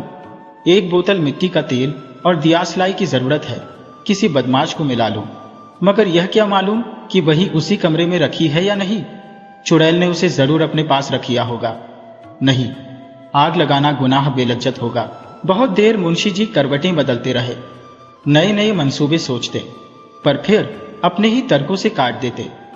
वर्षा काल में बादलों की नई नई सूरतें बनती और फिर हवा के बेग से बिगड़ जाती हैं। वही दशा इस समय उनके मंसूबों की हो रही थी। पर इस मानसिक अशांति में भी एक विचार पूर्ण रूप से स्थिर था। किसी तरह इन कागजात को अपने हाथ में लाना चाहिए। काम कठिन है, माना, पर हिम्मत न थी तो रार क्यों बोल ली। क्या 30,000 की जायदाद दाल भात का कौर है? चाहे जिस तरह हो, चोर बने बिना काम नहीं चल सकता। आखिर जो लोग चोरियां करते हैं वे भी तो मनुष्य ही होते हैं। बस एक छल्लों का काम है। अगर पार हो गए तो राज करेंगे, गिर पड़े तो जान से हाथ धोएंगे। रात के 10 बज गए। मुंशी सत्यनारायण पूंजियों का एक गुच्छा कमर में दबाए घर से बाहर निकले। द्वार पर थोड़ा सा पुआल रखा हुआ था, उसे देखते ही वे चौंक पड़े। मारे डर की छाती धड़कने लगी। जान पड़ा कि कोई छिपा बैठा है। कदम रुक गए। पुआल की तरफ ध्यान से देखा, उसमें बिल्कुल हरकत न हुई। तब हिम्मत बौंधी, आगे बढ़े और मन को समझाने लगे, मैं कैसा बौखला हूं। अपने द्वार पर किसका डर और सड़क पर भी मुझे किसका डर है। मैं अपनी राह जाता हूं, कोई मेरी तरफ तिरछी आंख से नहीं देख सकता। हाँ, जब मुझे सेंध लगाते देख ले, नहीं पकड़ ले, तब अलबत्ते डरने की बात है। तिस पर भी बचाव की युक्ति निकल सकती है। अकस्मात उन्होंने भानुकुंवरी के एक चपरासी को आते हुए देखा। कलेजा धड़क उठा। लपक कर एक अंधेरी गली में घुस गए। बड़ी देर तक वह खड़े रहे। जब वह सिपाही आंखों से ओझल हो गया तब फिर सड़क पर आए। वह सिपाही आज सुबह तक इनका गुलाम था। उसे उन्होंने कितनी ही बार गालियां दी थी, लातें मारी थी, पर आज उसे देखकर उनके प्राण सूख गए। उन्होंने फिर तर्क की शरण ली। मैं मानो भंग खाकर आया हूं। इस चपरासी से इतना डरा मानो कि वह मुझे देख लेता, पर मेरा कर क्या सकता था। हजारों आदमी रास्ता चल रहे हैं, उन्हीं में मैं भी एक हूं। क्या वह अंतर्यामी है? सबके हृदय का हाल जानता है। मुझे देखकर वह अदब से सलाम करता और वहों का कुछ हाल भी कहता, पर मैं उससे ऐसा डरा कि सूरत तक न दिखाई। इस तरह मन को समझाकर वे आगे बढ़े। सच है, पाप के पंजों में फंसा हुआ मन पतझड़ का पत्ता है जो हवा के जरा से झोंके से गिर पड़ता है। मुंशी जी बाजार पहुंचे। अधिकतर दुकानें बंद हो चुकी थी। उनमें सौंठ और गायें बैठी हुई जुगाली कर रही थी। केवल हलवाइयों की दुकानें खुली थी और कहीं कहीं गजरे वाले हार की होंक लगाते फिरते थे। सब हलवाई मुंशी जी को पहचानते थे, अतएव मुंशी जी ने सिर झुका लिया, कुछ चाल बदली और लपकते हुए चले। एकाएक उन्हें एक बग्घी आती दिखाई दी। यह सेठ बल्लभदास सवकील की बग्घी थी। इसमें बैठकर हजारों बार सेठ जी के साथ कचहरी गए थे, पर आज वह बग्घी कालदेव के समान भयंकर मालूम हुई। फौरन एक खाली दुकान पर चढ़ गए। वह विश्राम करने वाले सौंड ने समझा वे मुझे पदच्युत करने आए हैं। माथा झुकाए फुकारता हुआ उठ बैठा, पर इसी बीच में बग्घी निकल गई और मुंशी जी की जान में जान आई। अब कि उन्होंने तर्क का आश्रय न लिया। समझ गए कि इस समय इससे कोई लाभ नहीं। खैरियत यह हुई कि वकील ने देखा नहीं। यह एक घाघ है, मेरे चेहरे से ताड़ जाता। कुछ विद्वानों का कथन है कि मनुष्य की स्वाभाविक प्रवृत्ति पाप की ओर होती है, पर यह कोरा अनुमान ही अनुमान है, अनुभव सिद्ध बात नहीं। सच बात तो यह है कि मनुष्य स्वभावतः पाप भीरू होता है, और हम प्रत्यक्ष देख रहे हैं कि पाप से उसे कैसी घृणा होती है। एक फरलांग आगे चलकर मुंशी जी को एक गली मिली। वह भानुकुंवरी के घर का एक रास्ता था। धुंधली सी लालटेन जल रही थी। जैसा मुंशी जी ने अनुमान किया था, पहरेदार का पता न था। अस्तबल में चमारों के यहों नाच हो रहा था। कई चमारे ने बनाव सिंगार करके नाच रही थी। चमार मृदंग बजा बजाकर गाते थे, ना ही घरे श्याम घेरी आए बदरा, सोवत रहियो सपन एक दिखियो रामा, खुली गई नींद धड़क गई कजरा। ना ही घरे श्याम घेरी आए बदरा।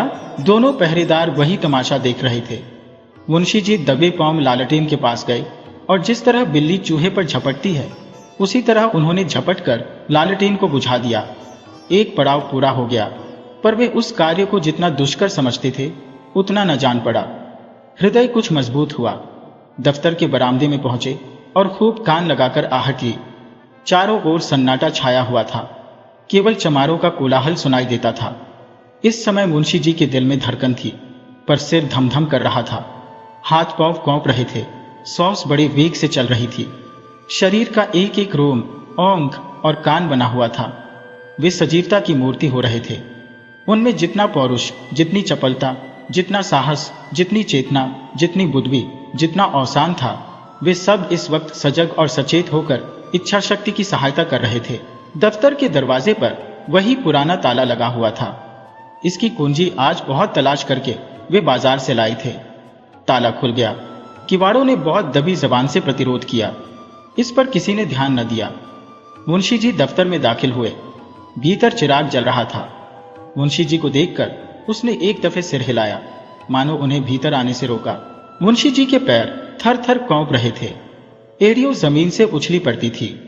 पाप का बोझ उन्हें असह्य था। पल भर में मुंशी जी ने बहियों को उलटा पलटा। लिखावट उनकी आंखों में तैर रही थी। इतना अवकाश काहू था कि जरूरी कागजात छौंट लेते। उन्होंने सारी बहियों को समेटकर एक गट्ठर बनाया और सिर पर रखकर तीर के समान कमरे के बाहर निकल आए। उस पाप की गठरी को लादे हुए वह अंधेरी गली से गायब हो गए। तंग, अंधेरी, दुर्गंधपूर्ण कीचड़ से भरी हुई गलियों में वे नंगे पांव स्वार्थ, लोभ और कपट का बोझ लिए चले जाते थे। मानो पापमय आत्मा नरक की नालियों में बही चली जाती थी। बहुत दूर तक भटकने के बाद वे गंगा किनारे पहुंचे। जिस तरह कलुषित हृदयों में कहीं कहीं धर्म का धुंधला प्रकाश रहता है, उसी तरह नदी की काली सतह पर तारे झिलमिला रहे थे। तट पर कई साधु धोनी जमाए पड़े थे। ज्ञान की ज्वाला मन की जगह बाहर दहक रही थी। मुंशी जी ने अपना गट्ठर उतारा और चादर से खूब मजबूत बांधकर बलपूर्वक नदी में फेंक दिया। सोती हुई लहरों में कुछ हलचल हुई और फिर सन्नाटा हो गया। मुंशी सत्यनारायण लाल के घर में दो स्त्रियां थी, माता और पत्नी। वे दोनों अशिक्षिता थी।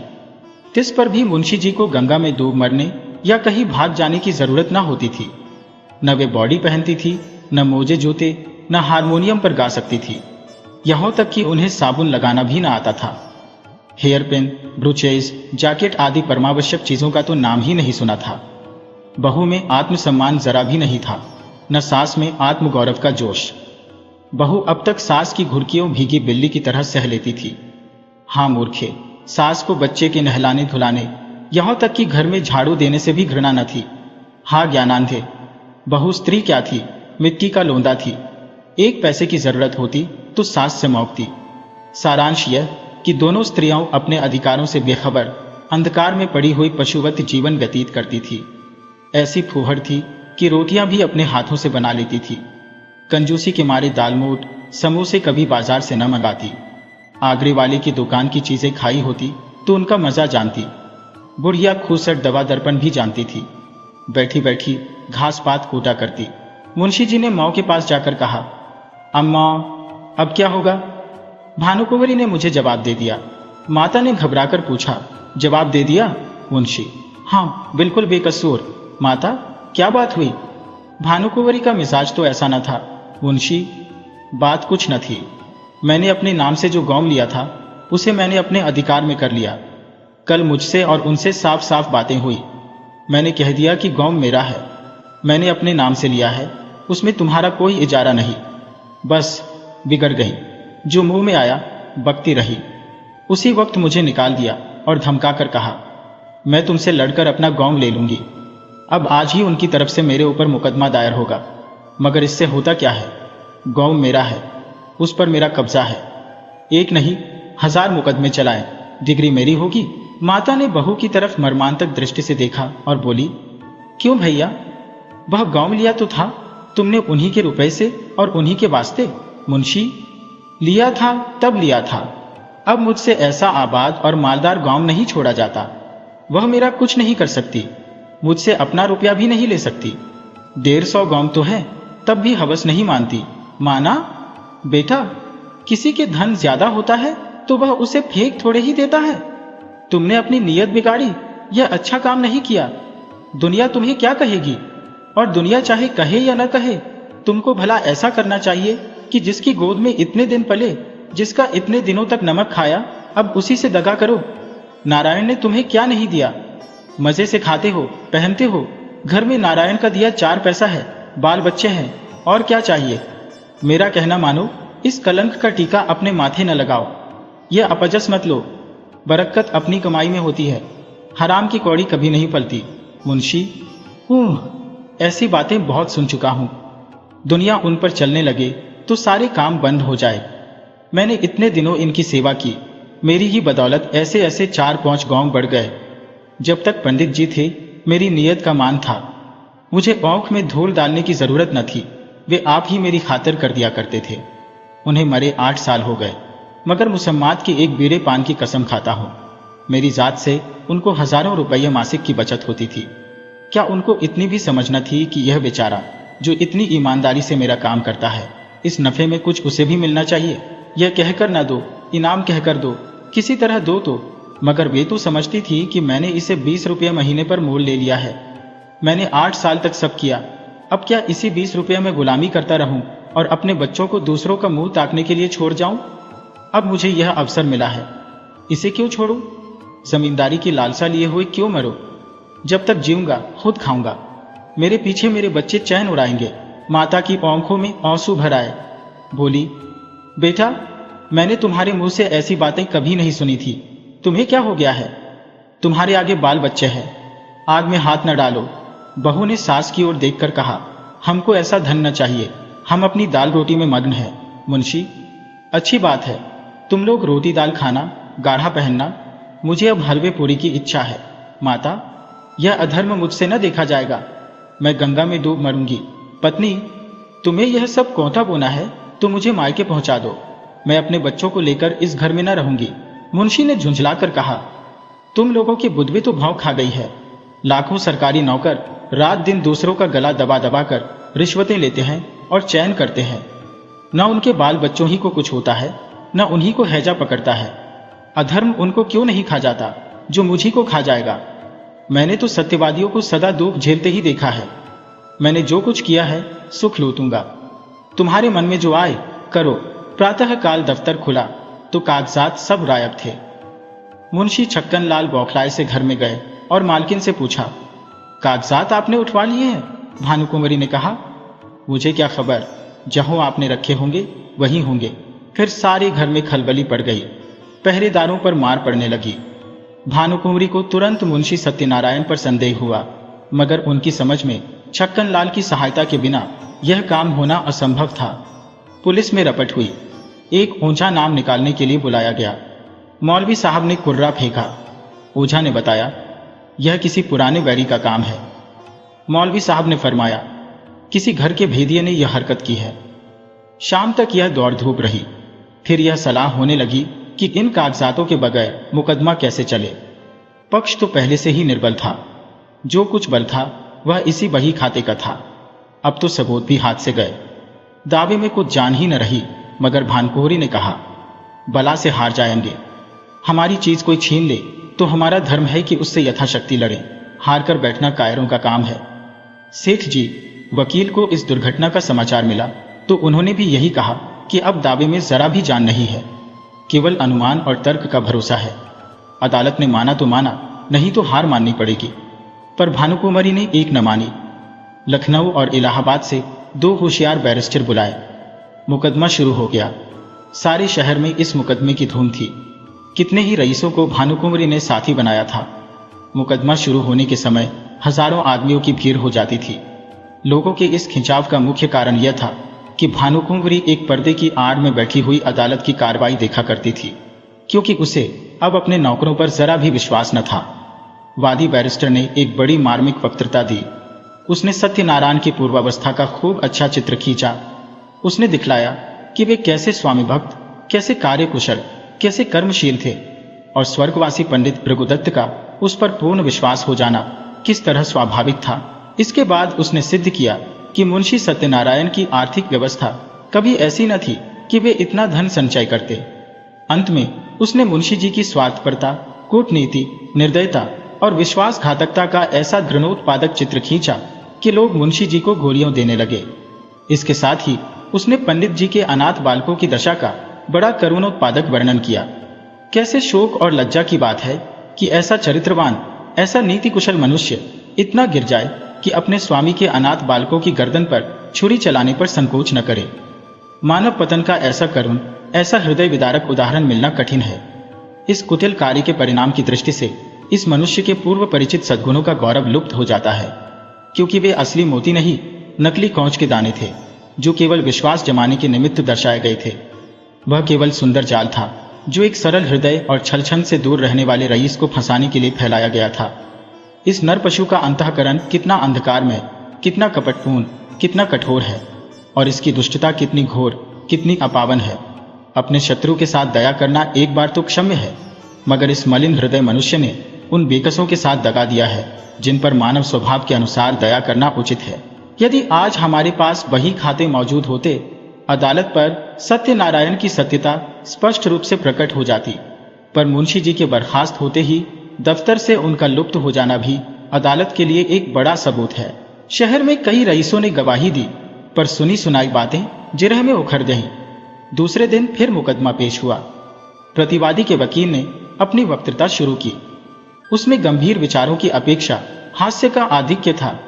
यह एक विलक्षण न्याय सिद्धांत है कि किसी धनाढ़ मनुष्य का नौकर जो कुछ खरीदे वह उसके स्वामी की चीज समझी जाए। इस सिद्धांत के अनुसार हमारी गवर्नमेंट को अपने कर्मचारियों की सारी संपत्ति पर कब्जा कर लेना चाहिए।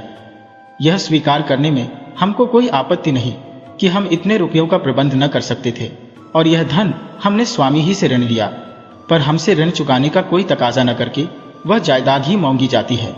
यदि हिसाब की कागजात दिखलाए जाए तो वे साफ बता देंगे कि मैं सारा ऋण दे चुका।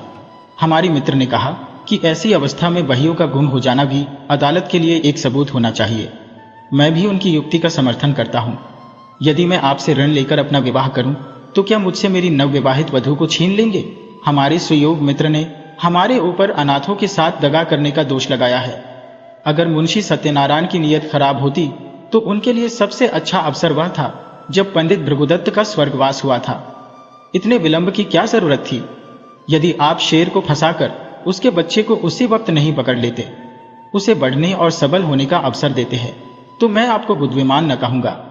यथार्थ बात यह है कि मुंशी सत्यनारायण ने नमक का जो कुछ हक था वह पूरा कर दिया। 8 वर्ष तक तन मन से स्वामी की संतान की सेवा की। आज उन्हें अपनी साधुता का जो फल मिल रहा है वह बहुत ही दुखजनक और हृदय विदारक है।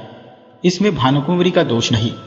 वे एक गुण संपन्न महिला है, मगर अपनी जाति के अवगुण उनमें भी विद्यमान है।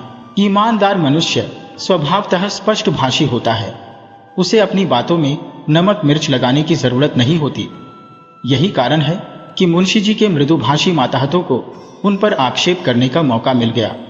इस दावे की जड़ केवल इतनी ही है और कुछ नहीं। भानुकुंवरी यहों उपस्थित है। क्या वे कह सकती है कि इस 8 वर्ष की मुद्दत में कभी इस गांव का जिक्र उनके सामने आया? कभी उसके हानि लाभ, आय व्यय, लेन देन की चर्चा उनसे की गई? मान लीजिए कि मैं गवर्नमेंट का मुलाजिम हूं। यदि मैं आज दफ्तर में आकर अपनी पत्नी के आय व्यय और अपने टहलुओं के टैक्सों का पचड़ा गाने लगूं, तो शायद मुझे शीघ्र ही अपने पद से पृथक होना पड़े, और संभव है कुछ दिनों तक बरेली की अतिथिशाला में भी रखा जाऊं। जिस गांव से भानुकुंवरी का सरोवार न था, उसकी चर्चा उनसे क्यों की जाती? इसके बाद बहुत से गवाह पेश हुए, जिनमें अधिकांश आसपास के देहातों के जमींदार थे। उन्होंने बयान किया कि हमने मुंशी सत्यनारायण असामियों को अपनी दस्तखती रसीदें और अपने नाम से खजाने में रुपया दाखिल करते देखा है। इतने में संध्या हो गई। अदालत ने 1 सप्ताह में फैसला सुनाने का हुक्म दिया। सत्यनारायण को अब अपनी जीत में कोई संदेह न था। वादी पक्ष के गवाह भी उखड़ गए थे और बहस भी सबूत से खाली थी। अब इनकी गिनती भी जमींदारों में होगी, और संभव है यह कुछ दिनों में रईस कहलाने लगेंगे।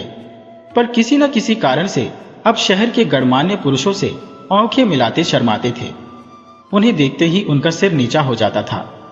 वह मन में डरते थे कि वे लोग कहीं इस विषय पर कुछ पूछताछ न कर बैठें। वह बाजार में निकलते तो दुकानदारों में कुछ खानाफूसी होने लगती और लोग उन्हें तिरछी दृष्टि से देखने लगते। अब तक लोग उन्हें विवेकशील और सच्चरित्र मनुष्य समझते, शहर के धनी मानी उन्हें इज्जत की निगाह से देखते और उनका बड़ा आदर करते थे। यद्यपि मुंशी जी को अब तक इनसे टेढ़ी तिरछी सुनने का संयोग न पड़ा था, तथापि उनका मन कहता था कि सच्ची बात किसी से छिपी नहीं है। चाहे अदालत से उनकी जीत हो जाए, पर उनकी साख अब जाती रही। अब उन्हें लोग स्वार्थी, कपटी और दगाबाज समझेंगे। दूसरों की बात तो अलग रही, स्वयं उनके घर वाले उनकी उपेक्षा करते थे। बूढ़ी माता ने 3 दिन से मुंह में पानी नहीं डाला। स्त्री बार बार हाथ जोड़कर कहती थी कि अपने प्यारे बालकों पर दया करो, बुरे काम का फल कभी अच्छा नहीं होता, नहीं तो पहले मुझी को विष खिला दो। जिस दिन फैसला सुनाया जाने वाला था, प्रातःकाल एक कुंजड़िन तरकारियां लेकर आई और मुंशियाइन से बोली, बहू जी, हमने बाजार में एक बात सुनी है, बुरा न मानो तो कहूं। जिसको देखो उसके मुंह से यही बात निकलती है कि लाला बाबू ने जालसाजी से पंडिताइन का कोई हल्का ले लिया। हमें तो इस पर यकीन नहीं आता। लाला बाबू ने न संभाला होता तो अब तक पंडिताइन का कहीं पता न लगता, एक अंगुल जमीन न बचती। इन्हीं में एक सरदार था कि सबको संभाल लिया, तो क्या अब उन्हीं के साथ बदी करेंगे? अरे बहू, कोई कुछ साथ लाया है कि ले जाएगा? यही नेक बदी रह जाती है। बुरे का फल बुरा होता है। आदमी न देखे पर अल्लाह सब कुछ देखता है। बहू जी पर घड़ों पानी पड़ गया। जी चाहता था कि धरती फट जाती तो उसमें समा जाती। स्त्रियों स्वभावतः लज्जावती होती है, उनमें आत्माभिमान की मात्रा अधिक होती है। निंदा अपमान उनसे सहन नहीं हो सकता है। सिर झुकाए हुए बोली, बुआ, मैं इन बातों को क्या जानूं? मैंने तो आज ही तुम्हारे मुंह से सुनी है। कौन सी तरकारियां है? मुंशी सत्यनारायण अपने कमरे में लेटे हुए कुंजड़िन की बातें सुन रहे थे। उसके चले जाने के बाद आकर स्त्री से पूछने लगे, यह शैतान की खाला क्या कह रही थी? स्त्री ने पति की ओर से मुंह फेर लिया और जमीन की ओर ताकते हुए बोली, क्या तुमने नहीं सुना? तुम्हारा गुणगान कर रही थी। तुम्हारे पीछे देखो, किस किस के मुंह से ये बातें सुननी पड़ती है और किस किस से मुंह छिपाना पड़ता है। मुंशी जी अपने कमरे में लौट आए। स्त्री को कुछ उत्तर नहीं दिया। आत्मा लज्जा से परास्त हो गई। जो मनुष्य सदैव सर्व सम्मानित रहा हो, जो सदा आत्माभिमान से सिर उठाकर चलता रहा हो, जिसकी सुकृति की सारे शहर में चर्चा होती हो, वह कभी सर्वथा लज्जा शून्य नहीं हो सकता। लज्जा कुपट की सबसे बड़ी शत्रु है। कुवासनाओं के भ्रम में पड़कर मुंशी जी ने समझा था, मैं इस काम को ऐसी गुप्त रीति से पूरा कर ले जाऊंगा कि किसी को कानो कान खबर न होगी। पर उनका यह मनोरथ सिद्ध न हुआ। बाधाएं नम आ खड़ी हुई। उनके हटाने में उन्हें बड़े दुस्साहस से काम लेना पड़ा, पर यह भी उन्होंने लज्जा से बचने के निमित्त किया, जिसमें यह कोई न कहे कि अपनी स्वामिनी को धोखा दिया। इतना यत्न करने पर भी निंदा से न बच सके। बाजार का सौदा बेचने वालियों भी अब अपमान करती है। कुवासनाओं से दबी हुई लज्जा शक्ति इस कड़ी चोट को सहन न कर सकी। मुंशी जी सोचने लगे, अब मुझे धन संपत्ति मिल जाएगी, ऐश्वर्यवान हो जाऊंगा, परंतु निंदा से मेरा पीछा न छूटेगा। अदालत का फैसला मुझे लोक निंदा से न बचा सकेगा। ऐश्वर्य का फल क्या है? मान और मर्यादा। उसे हाथ धो बैठा तो ऐश्वर्य को लेकर क्या करूंगा?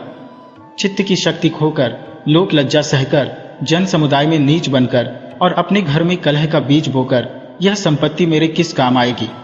और यदि वास्तव में कोई न्याय शक्ति हो और वह मुझे इस कुकृत्य का दंड दे, तो मेरे लिए सिवा मुख में कालिक लगाकर निकल जाने के और कोई मार्ग न रहेगा। सत्यवादी मनुष्य पर कोई विपत्ति पड़ती है तो लोग उनके साथ सहानुभूति करते हैं। दुष्टों की विपत्ति लोगों के लिए व्यंग्य की सामग्री बन जाती है। उस अवस्था में ईश्वर अन्यायी ठहराया जाता है, मगर दुष्टों की विपत्ति ईश्वर के न्याय को सिद्ध करती है। परमात्मन, इस दुर्दशा से किसी तरह मेरा उद्धार करो। क्यों न जाकर मैं भानुकुंवरी के पैरों पर गिर पड़ूं और विनय करूं कि यह मुकदमा उठा लो। शोक, पहले यह बात मुझे क्यों न सोची? अगर कल तक मैं उनके पास चला गया होता तो बात बन जाती, पर अब क्या हो सकता है? आज तो फैसला सुनाया जाएगा। मुंशी जी देर तक इसी विचार में पड़े रहे, पर कुछ निश्चय न कर सके कि क्या करें। भानुकुंवरी को भी विश्वास हो गया कि अब गांव हाथ से गया। बेचारी हाथ मल कर रह गई। रात भर उसे नींद न आई। रह रहकर मुंशी सत्यनारायण पर क्रोध आता था। हाय पापी, ढोल बजाकर मेरा 50,000 का माल लिए जाता है और मैं कुछ नहीं कर सकती। आजकल के न्याय करने वाले बिल्कुल ओंख के अंधे हैं। जिस बात को सारी दुनिया जानती है उसमें भी उनकी दृष्टि नहीं पहुंचती। बस दूसरों को ओंखों से देखते हैं। कोरे कागजों के गुलाम है। न्याय वह है जो दूध का दूध, पानी का पानी कर दे। यह नहीं कि खुद ही कागजों के धोखे में आ जाए, खुद ही पाखंडियों के जाल में फंस जाए। इसी से तो ऐसी छली, कपटी, दगाबाज और दुरात्माओं का साहस बढ़ गया है। खैर, गांव जाता है तो जाए, लेकिन सत्यनारायण, तुम शहर में कहीं मुंह दिखाने के लायक भी न रहे। इस ख्याल से भानुकुंवरी को कुछ शांति हुई। शत्रु की हानि मनुष्य को अपने लाभ से भी अधिक प्रिय होती है। मानव स्वभाव ही कुछ ऐसा है। तुम हमारा एक गांव ले गए, नारायण चाहेंगे तो तुम भी इससे सुख न पाओगे। तुम आप नरक की आग में जलोगे, तुम्हारे घर में कोई दिया जलाने वाला न रह जाएगा। फैसले का दिन आ गया। आज इजलास में बड़ी भीड़ थी। ऐसे ऐसे महानुभाव उपस्थित थे जो बगुलों की तरह अफसरों की बधाई और विदाई के अवसरों ही में नजर आया करते हैं। वकीलों और मुख्तारों की पलटन भी जमा थी। नियत समय पर जज साहब ने इजलास सुशोभित किया। विस्तृत न्याय भवन में सन्नाटा छा गया। अहलमद ने संदूक से तजवीज निकाली। लोग उत्सुक होकर एक एक कदम और आगे खिसक गए। जज ने फैसला सुनाया। मुद्दई का दावा खारिज। दोनों पक्ष अपना अपना खर्च सह लें। यद्यपि फैसला लोगों के अनुमान के अनुसार ही था, तथापि जज के मुंह से उसे सुनकर लोगों में हलचल सी मच गई। उदासीन भाव से फैसले पर आलोचनाएं नम करते हुए लोग धीरे धीरे कमरे से निकलने लगे। एकाएक भानुकुंवरी घूंघट निकाले इजलास पर आकर खड़ी हो गई। जाने वाले लौट पड़े। जो बाहर निकल गए थे दौड़ कर आ गए और कौतूहल पूर्वक भानुकुंवरी की तरफ ताकने लगे। भानुकुंवरी ने कंपित स्वर में जज से कहा, सरकार, यदि हुक्म दें तो मैं मुंशी जी से कुछ पूछूं। यद्यपि यह बात नियम के विरुद्ध थी, तथापि जज ने दयापूर्वक आज्ञा दे दी। तब भानुकुंवरी ने सत्यनारायण की तरफ देखकर कहा, लाला जी, सरकार ने तुम्हारी डिग्री तो कर ही दी, गौ तुम्हें मुबारक रहे, मगर ईमान आदमी का सब कुछ है। ईमान से कह दो, गौ किसका है? हजारों आदमी यह प्रश्न सुनकर कौतूहल से सत्यनारायण की तरफ देखने लगे। मुंशी जी विचार सागर में डूब गए। हृदय में संकल्प और विकल्प में घोर संग्राम होने लगा। हजारों मनुष्यों की आंखें उनकी तरफ जमी हुई थी। यथार्थ बात अब किसी से छिपी न थी। इतने आदमियों के सामने असत्य बात मुंह से निकल न सकी। लज्जा से जबान बंद कर ली। मेरा कहने में काम बनता था, कोई बात न थी, किंतु घोरतम पाप का दंड समाज दे सकता है, उसके मिलने का पूरा भय था। आपका कहने से काम बिगड़ता था। जीती चिताई बाजी हाथ से निकली जाती थी। सर्वोत्कृष्ट काम के लिए समाज से जो इनाम मिल सकता है, उसके मिलने की पूरी आशा थी। आशा के भय को जीत लिया। उन्हें ऐसा प्रतीत हुआ जैसे ईश्वर ने मुझे अपना मुख उज्ज्वल करने का यह अंतिम अवसर दिया है। मैं अब भी मानव सम्मान का पात्र बन सकता हूँ, अब अपनी आत्मा की रक्षा कर सकता हूँ। उन्होंने आगे बढ़कर भानुकुंवरी को प्रणाम किया और कौपते हुए स्वर से बोले, आपका हजारों मनुष्यों के मुंह से एक गगन स्पर्शी ध्वनि निकली, सत्य की जय। जज ने खड़ी होकर कहा, यह कानून का न्याय नहीं, ईश्वरीय न्याय है। इसे कथा न समझिएगा, यह सच्ची घटना है। भानुकुंवरी और सत्यनारायण अब भी जीवित है। मुंशी जी के इस नैतिक साहस पर लोग मुग्ध हो गए। मानवीय न्याय पर ईश्वरीय न्याय ने जो विलक्षण विजय पाई, उसकी चर्चा शहर भर में महीनों रही। भानुकुंवरी मुंशी जी के घर गई, उन्हें मना कर लाई, फिर अपना सारा कारोबार उन्हें सौंपा और कुछ दिनों उपरांत यह गांव उन्हीं के नाम हिब्बा कर दिया। मुंशी जी ने भी उसे अपने अधिकार में रखना उचित न समझा, कृष्णार्पण कर दिया। अब इसकी आमदनी दीन दुखियों और विद्यार्थियों की सहायता में खर्च होती।